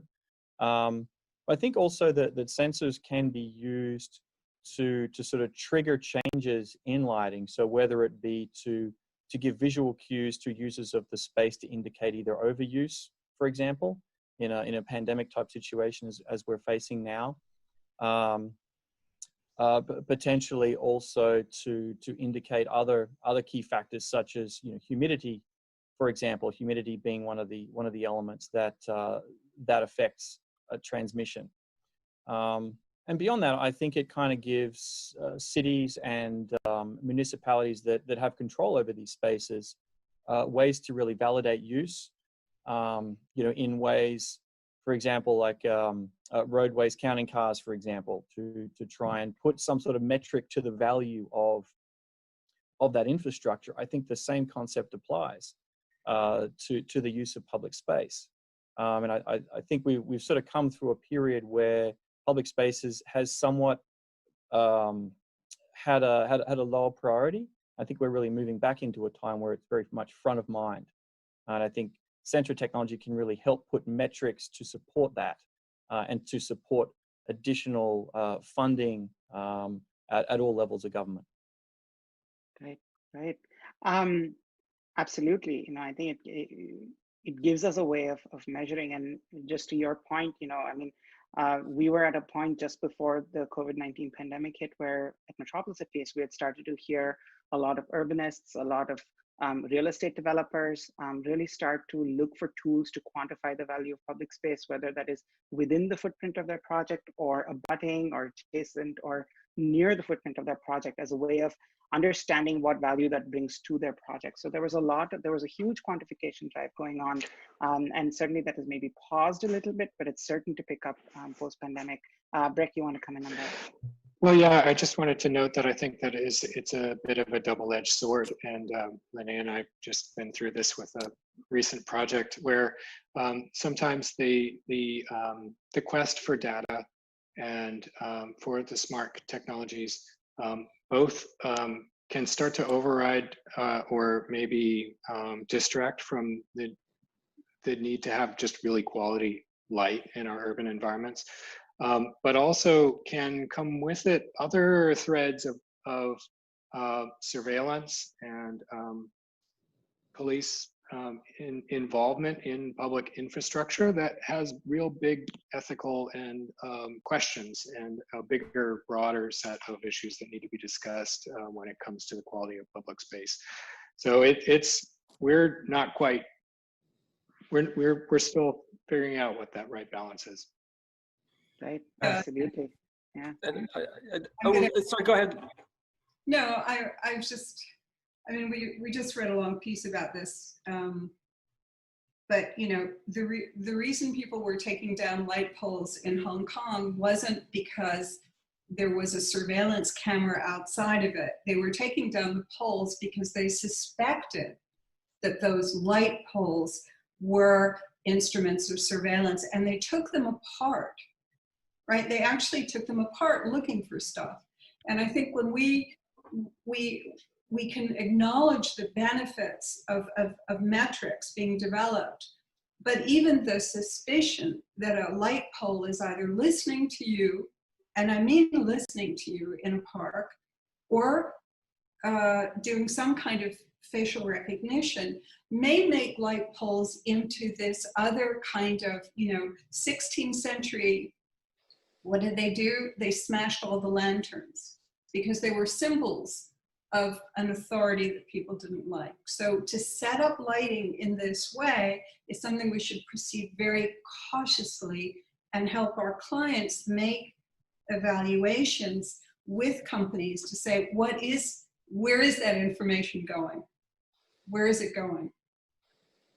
Right, absolutely. Yeah, it's an important point as you start thinking about the use and the employing of kind of smart technologies, just whether it be on and most of it does end up on a pole because it's easiest point to get height and power in the urban space. But as we think about that, just because you can, as everyone's saying, should you, starting off with a good technology plan and kind of asking those questions around what is it that either the municipality or the business improvement district or the developers are really looking to be able to get out of that technology. Because there are some components when I think about it of being able to have good smart control for some of the basics, like knowing when to change out the lamps and the fixtures.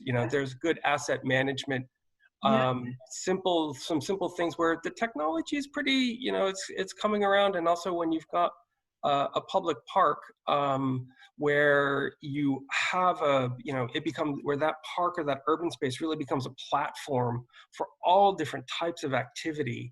Like we had one project where in the winter it turns into a ice skating rink and a holiday bazaar, and at different parts of the park you want different lighting levels. So being able to have some of those basic functions and knowing that when you don't have the ice skating rink on and it senses that, it can dim down, or you can be able to kind of help dim it down back to where it was. So, to everyone's point, like I think it's about making sure you have a clear understanding of what is the functional and the design goals and blending them with a smart system on either a micro scale or a citywide macro scale. Right. I want to stay with that idea of security since we've broached it, and let's stick with that for just a second. Marcello Antonio asked, how can one balance street and park lighting levels to achieve the best outcomes for both security and health purposes in third world cities? Just talking about, well, it is framed as third world cities, but let's talk about other places as well where security might be perceived as a necessity by clients or by municipalities. How do we get that? How do we get to that balance on lighting levels? Brian, maybe you want to take that one first, and then we can have a few of the others jump in. Yeah, I would kind of start off with it in some ways comes down to basically a criteria, because in some ways you'll go and approach a simple criteria and just think people say, I need to hit a minimum amount of light levels that is on the horizontal and maybe a certain amount on the vertical, without thinking about the total human experience of the space and thinking about we as humans, we see vertical, we don't see necessarily the uniformity criteria of exactly the surface we're walking on. And as we think about kind of, regardless of location, but just more about use, is making sure that there's perception of safety. And we've actually done a nice little piece of research with a university down in Australia, kind of around women's perception of safety in the public space. And an outcome of that research and study work was around kind of thinking about all of the spaces and all of the context in its totality, thinking about, our building facades have a little bit of light on them, or do they go completely black and you just have a really bright street? So what you see is a really dark wall, and the space doesn't feel bright, but yet you might have 2 or 4 times as much light because some criteria says that's exactly how much you need, as opposed to having some illumination that's vertical, that feels nice, lighting up a nice little facade, and creating a little bit of soft glow, but softening out shadows and feeling, creating that what feels like a better, well-lit space. So it's interesting to see when sometimes being able to hit a metric is over top of all the other requirements of kind of thinking around the use.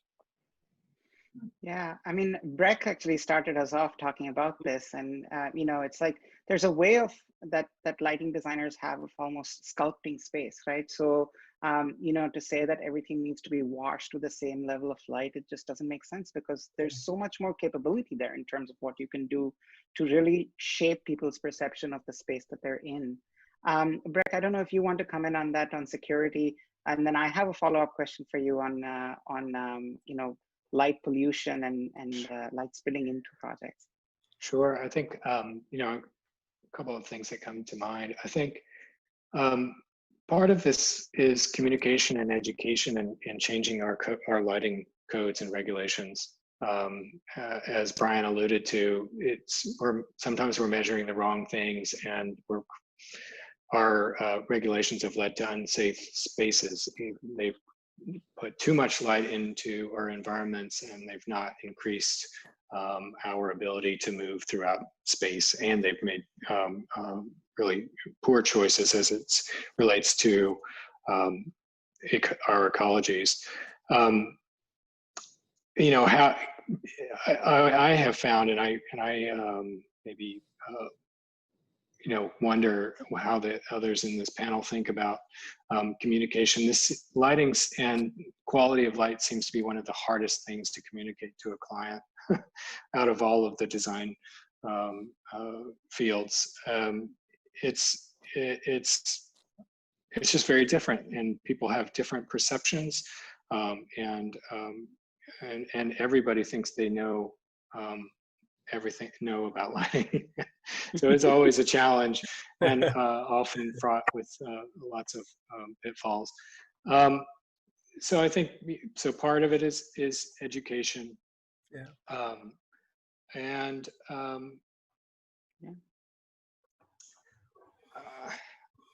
I think it's an important moment. We've been CPTED, crime prevention through environmental design is a thing in the field. It's not something that I've really been interested in. It's been kind of have an intuitive, have not we don't really follow that in many of our designs. but it is really present throughout the field. And I think it's an important time to really acknowledge the ways that some of those design standards have been part of our police state, part of reinforcing some of the systems of inequity throughout our society. And so I think you might have read a little bit into that too with my response related to the smart systems. I think we as designers, we as an industry really need to think about how lighting has been deployed. What does it really mean to be safe, and what are we trying to provide? There's certainly, we need to allow and contribute to people being able to move throughout environments safely, not tripping on things and being able to see the things around them. But are we trying to criminalize movement in exterior environments? That's a very different thing altogether. Right, absolutely. And I really thank you for bringing up that, I mean, I think we certainly at this point cannot, think about, any kind of outdoor design or design in the public realm without thinking about, what are the frameworks and what are the mindsets with which those design guidelines have been created.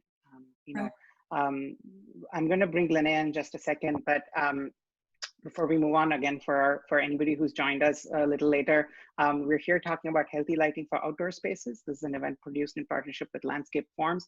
And on the panel are Brian Stacy from Arup, Brett Cassinger from Nelson Birdwald's Landscape Architects, Linnea Tillett from Tillett Lighting Design Associates, and Jordan Augustin from Landscape Forms. Thank you all again for joining us, and thanks for all the questions that have been coming up. Linnea, I'm going to let you follow up on Brett's comment, but in response to a question that's here from Eric Olson, specific, because I suspect this is a situation you found yourself in many times, based on what I know of your work. Many clients often think of nighttime as dangerous, and often request what seem like very high levels of lighting.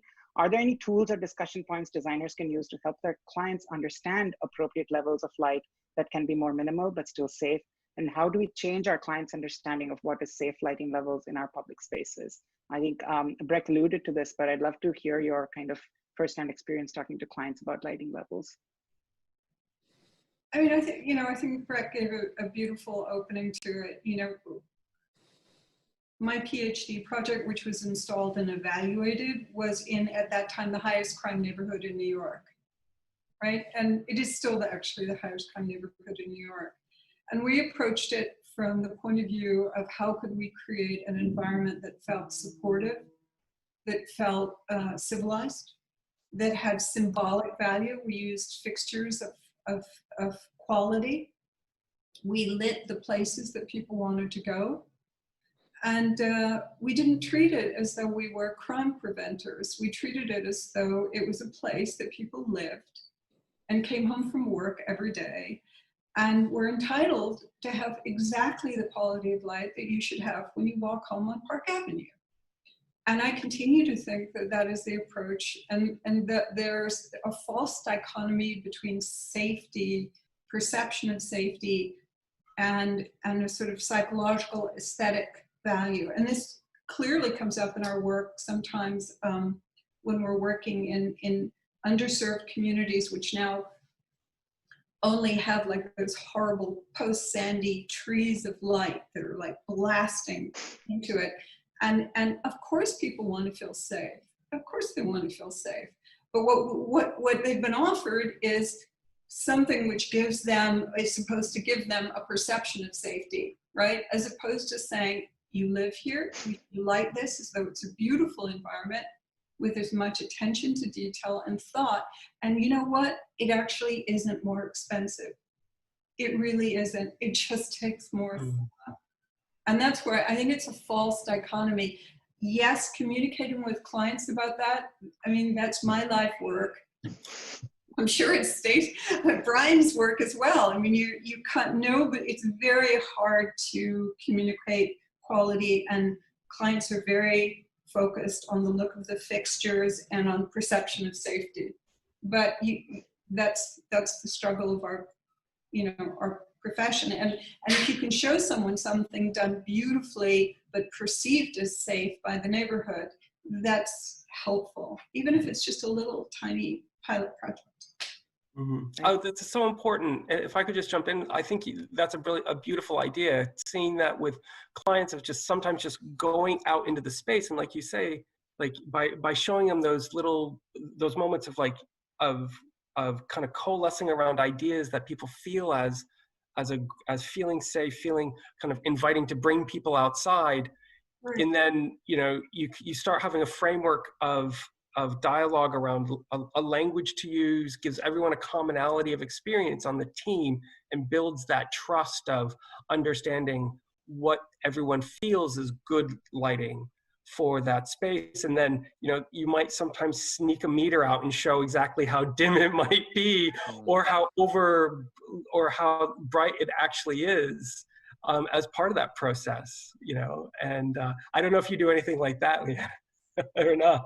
I mean, we do, given that we've now totally convinced, I mean, Breck and I just went through this again.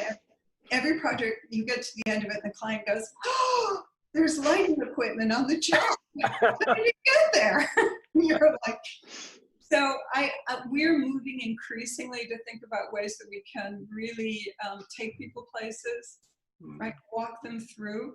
It's such a stretch. It's just a stretch mentally for people to you both had to visualize lighting, and so that is my approach, is to show them what I can show them. That's great. We've had a similar experience, Linnea, in a project in Denver, 16th Street Mall, where we actually had a before and after a comparison looking at both perception and measured light levels in the mall there, and it was really quite striking, and we still talk about it to this day, that the perception of users of the mall with relatively high light levels being quite poor, versus the relit space with a higher CRI white light, but at a fraction of the light level, and the perception of safety and quality and sort of attractiveness of space was remarkable. And just being able to communicate that is at times can be a struggle. Yeah. Right. One of our attendees, Brittany Sink, actually reminded us on chat. We are using the Q&A button today, but I will forgive it this time because it's a really important thing to say that she's talking about. She said, you're talking about equity. And I think that's really important, even what you just said, Jordan, in terms of treating all human beings with respect, right? And saying that everybody deserves good lighting.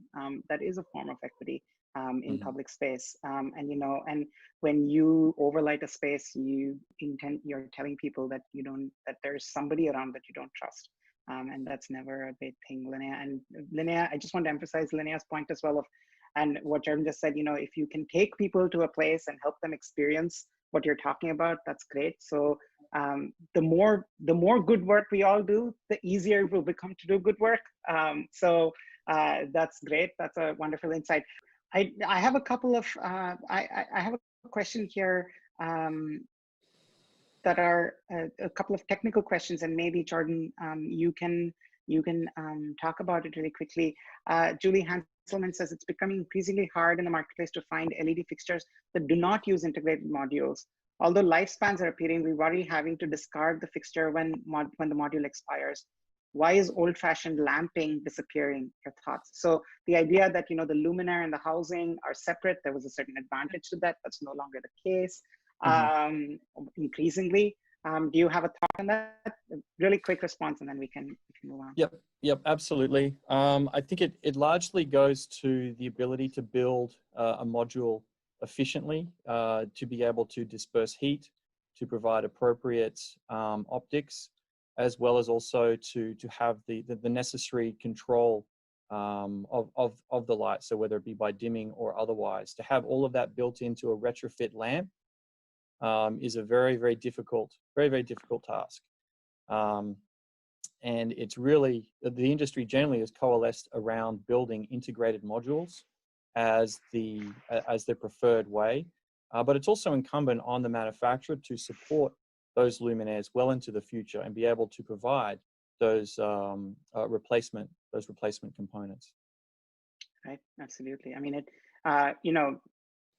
it takes you need the system in place to kind of support the decisions that we've made. Linnea, I'll address this to you, but then Breck, maybe you want to come in on the heels of that, and then Brian as well.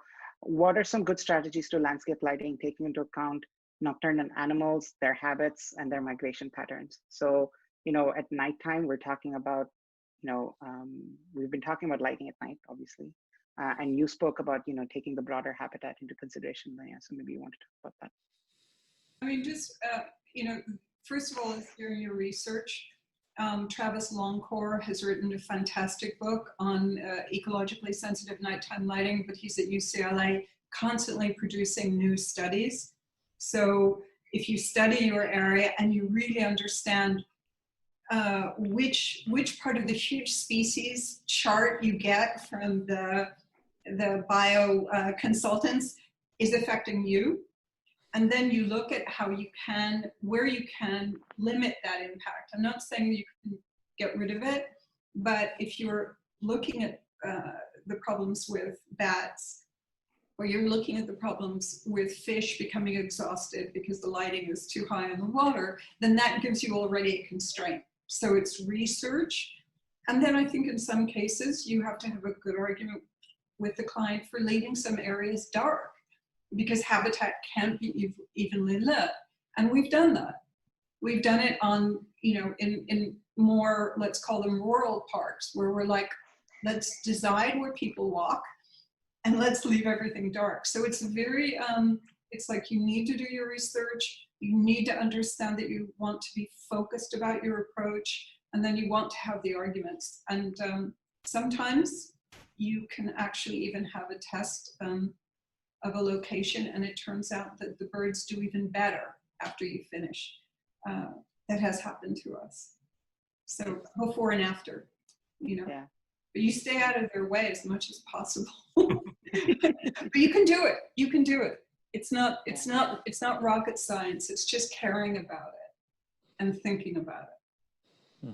I'd love to bring Breck in. Before he does, I want to note that Breck's firm, Nelson Bird Waltz Landscape Architects, is also known for their conservation work. And in fact bringing back troubled ecological systems. So Breck, even from that perspective, how do you think about lighting in those very sensitive projects? Well, sometimes it's arguing for not lighting at all, and in some places that's possible and appropriate. I think in addition to the things that Linnea said, where I think it's hard, but fun, to the extent that you can understand what the existing and surrounding lighting context is, often there's a lot more light already than that you don't need to be producing yourself on site.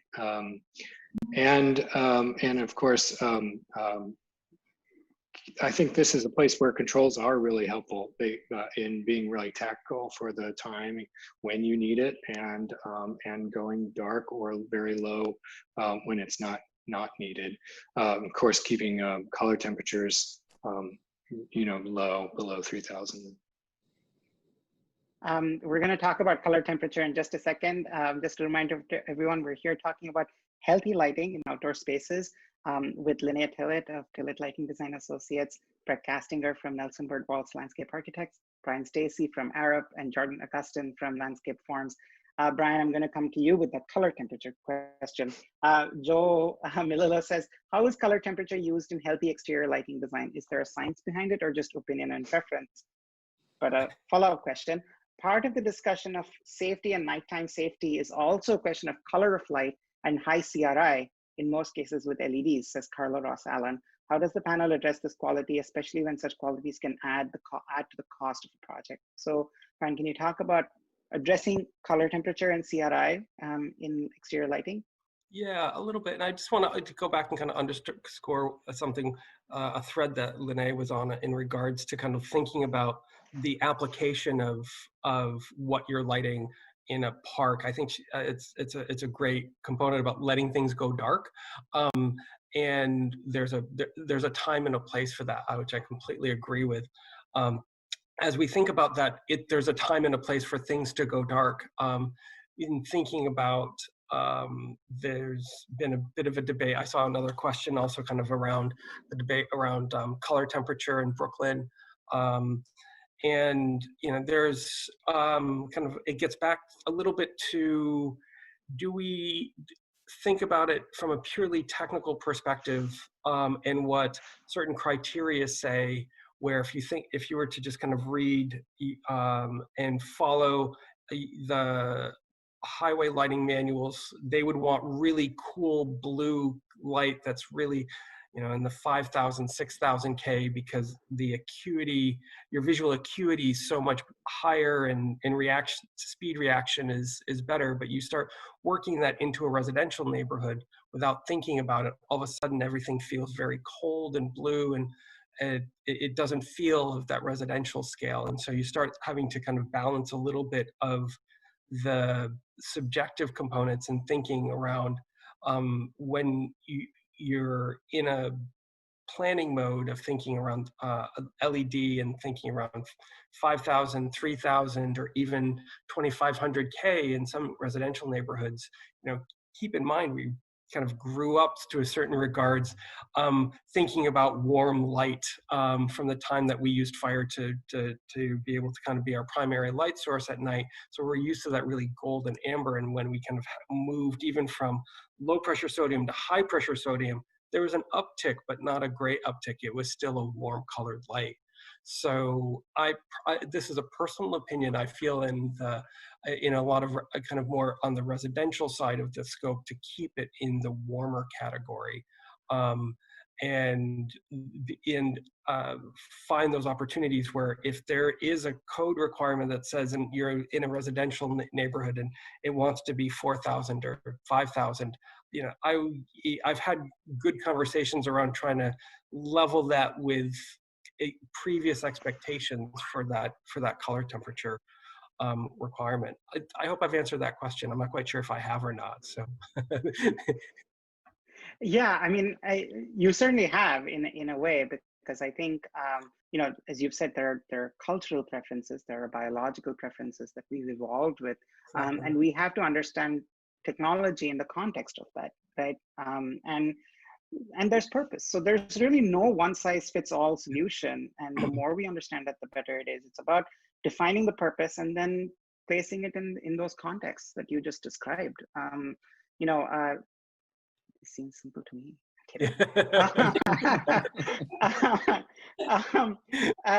We have a few other technical questions here. Before we do that, we are very close to the scheduled end of our program. As I said, we are going to continue just a few minutes longer. I'm really glad to be having this conversation with such amazing, thoughtful professionals. There's a couple of questions here that connect to residential design, and I just want to see if one of you, wants to just weigh in on that. So one is, we've been talking about public space, but are there principles here that apply to people who might be designing residential projects, so single home or multifamily projects, and they're thinking about outdoor space in those contexts?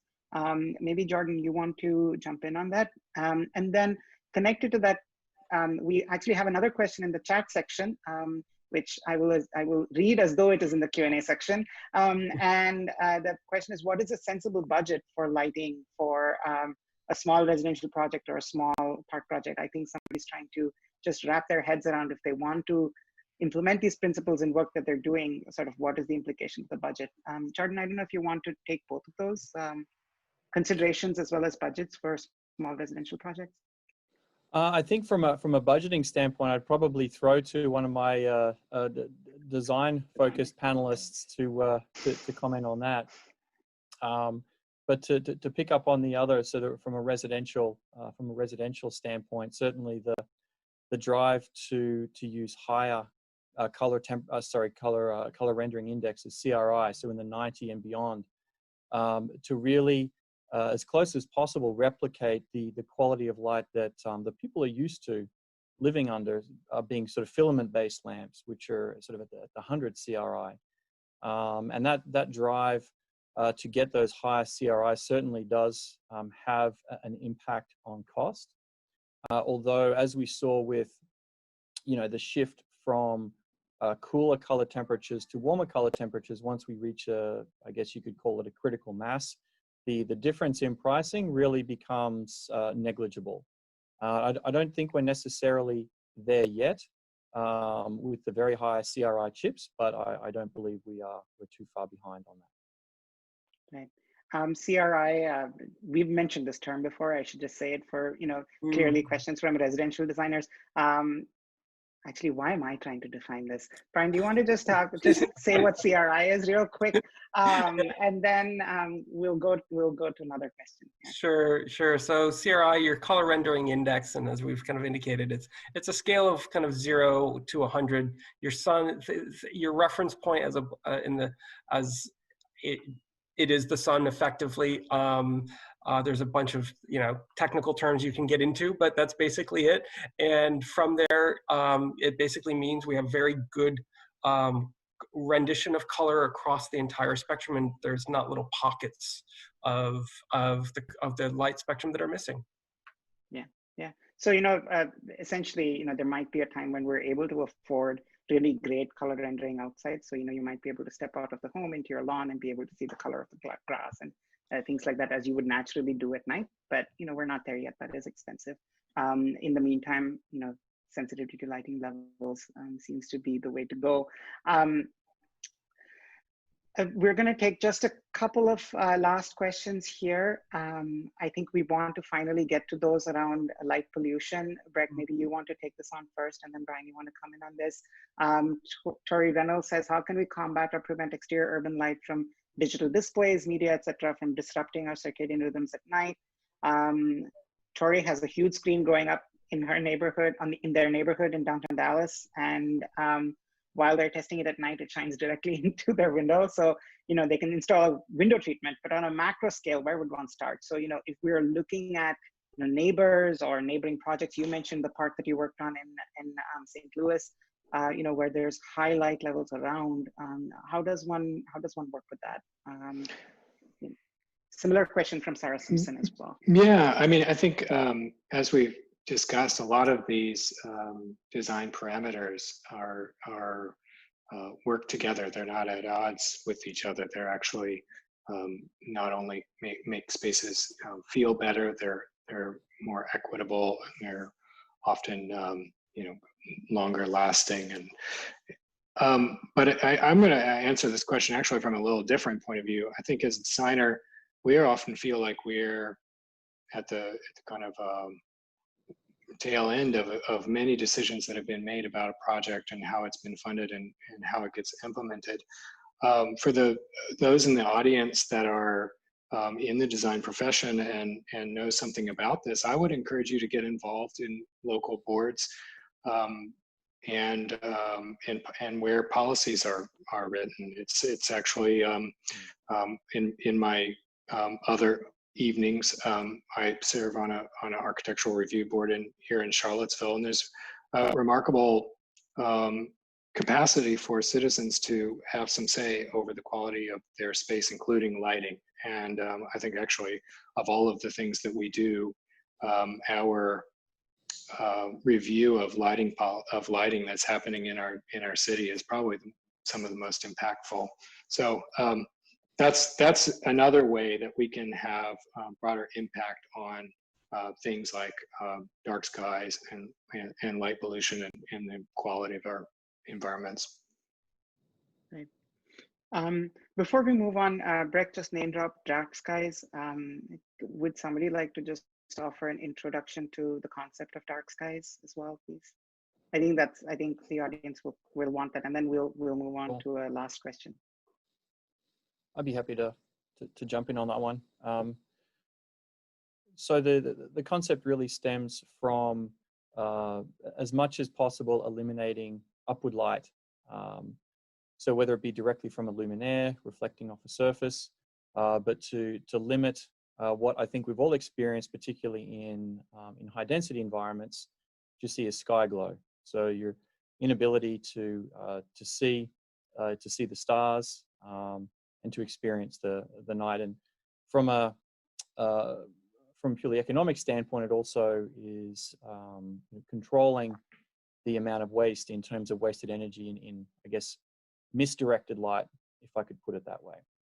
And one of the most common areas you'll sort of see that term used in is a description of a luminaire as being dark sky approved, or potentially even you might hear the term full cutoff, which refers to a luminaire's ability to direct light only in a downward direction, so nothing above the horizontal plane. But there is, beyond that, there is also a limit on the color temperature as well.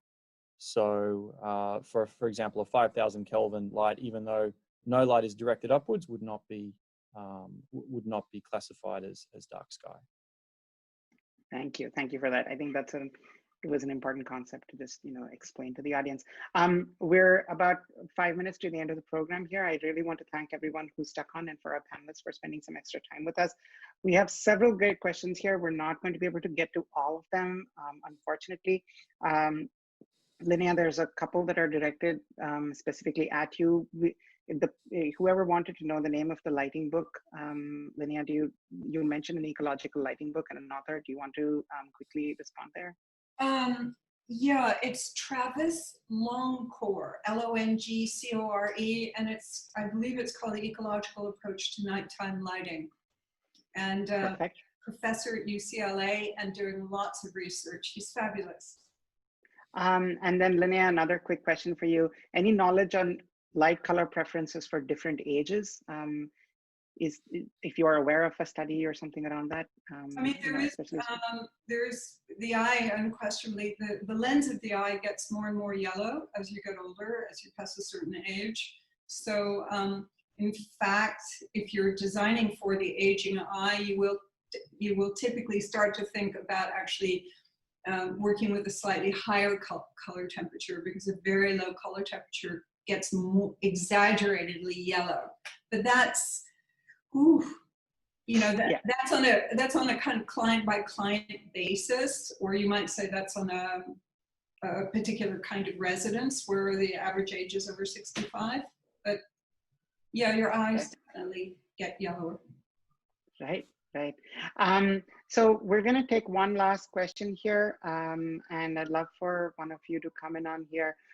Maybe Brian, because you actually brought this idea up originally, and this was one of the earliest questions we got actually. When we're talking about reclaiming urban streets for pedestrians, how do we think about retrofitting existing infrastructure and existing light? I think it's a good idea for us to end on, because we're not just looking at start to finish projects, but we're looking at how we rethink existing public space and urban space as well. Yeah, I'll start to maybe a little riff on it, because when I look at some of kind of repurposing some of the urban fabric and kind of and with that, seeing what kind of we have for opportunities, a lot of times the core principle is you're not going to move the electrics very much, just because of the pragmatics of either cost, time. If you can, great. That's a great scenario, because you can start to give you a little bit more flexibility. But using that, I like to think of that not as a problem, but just as a control point in the design. And then from there, start building upon what are the layers for that retrofit that you might be able to do. Sometimes it may just be thinking about a simple head replacement, or it may be additive to some either existing poles, existing you might have the ability to actually engage some of the business improvement district if you're in a commercial district, or even homeowners will sometimes do it, and look to be able to include a little extra light inside of their own remit, inside their own property, to be able to be a good neighbor, contribute to it, and finding those opportunities too, through those client engagement processes sometimes can be a fantastic way to be able to kind of help build momentum for a project, but also to get everyone to coalesce around an idea of being able to help kind of create an identity that that local community it feels comfortable with. And sometimes that can be on a residential component. It might, that part of that identity may be soft and safe if you're in a more of a commercial area, but that also you've got a high density residential around too, but particularly in the summer times, you want to give people that release valve to get out at night when it's cooler outside. And so that may also kind of factor into what is that feel. You add layers of string lights, or you're adding layers, some other layers of maybe it's an art piece that comes to life at night that people can be able to engage with. And I find that those sort of like little moments that don't have to be big investments can add such rich context to an urban fabric that might, if without that layer of light, it might feel very very monotone in its way. Thank you for reminding us of some of those little touches, and for using light as a vehicle for bringing other elements in, you know, gathering, celebration, a neighborly feeling, art. You know, that's a great place for us to end this on, because all of those things contribute not just to individual health, but also to community health. And, you know, that's something we definitely want to keep our eye on. It's been wonderful talking to all of you, and thank you to the several people who have stuck with us beyond the scheduled end of this program. I truly appreciate all of you being so engaged and staying with us for this conversation. Thank you to our experts on the panel for being so patient and frank and you know, generous with your insights and opinions. And thank you to Landscape Forms again for supporting this conversation. It's been, I think, very timely and also very thought-provoking. We are going to continue our webinar series. Next week, we kick off a series that's called The Pandemic is a Portal. It was not an original idea. We stole it from Arundhati Roy, who spoke about thinking about this pandemic as a portal, and us stepping through. We can step through with all the baggage that we have from the old world, you know, our bad habits around consumption and you know, around inequity, or we can step through to a better world. And so we're going to try and talk about how we step through to a better world through a series of webinars. The first one around sustainability, which will be next Tuesday. The next one around accessibility and disability rights, which will be the following Tuesday. And then another one about outdoor spaces, which also will be produced in partnership with Landscape Forms. That will be on July 14th, so the third Tuesday. So for the next 3 Tuesdays, we're going to talk about how the pandemic can be a force for good in the world for a change. So thank you all so much for joining us again. Please stay engaged with us. We love your questions. We've tried to get to as many of them, and even the ones that we've not been able to get to individually, I feel like there's a lot that we've addressed already in responses to other questions. Thank you again to our panelists for joining us. It's been an absolute pleasure. Have a good evening, everyone.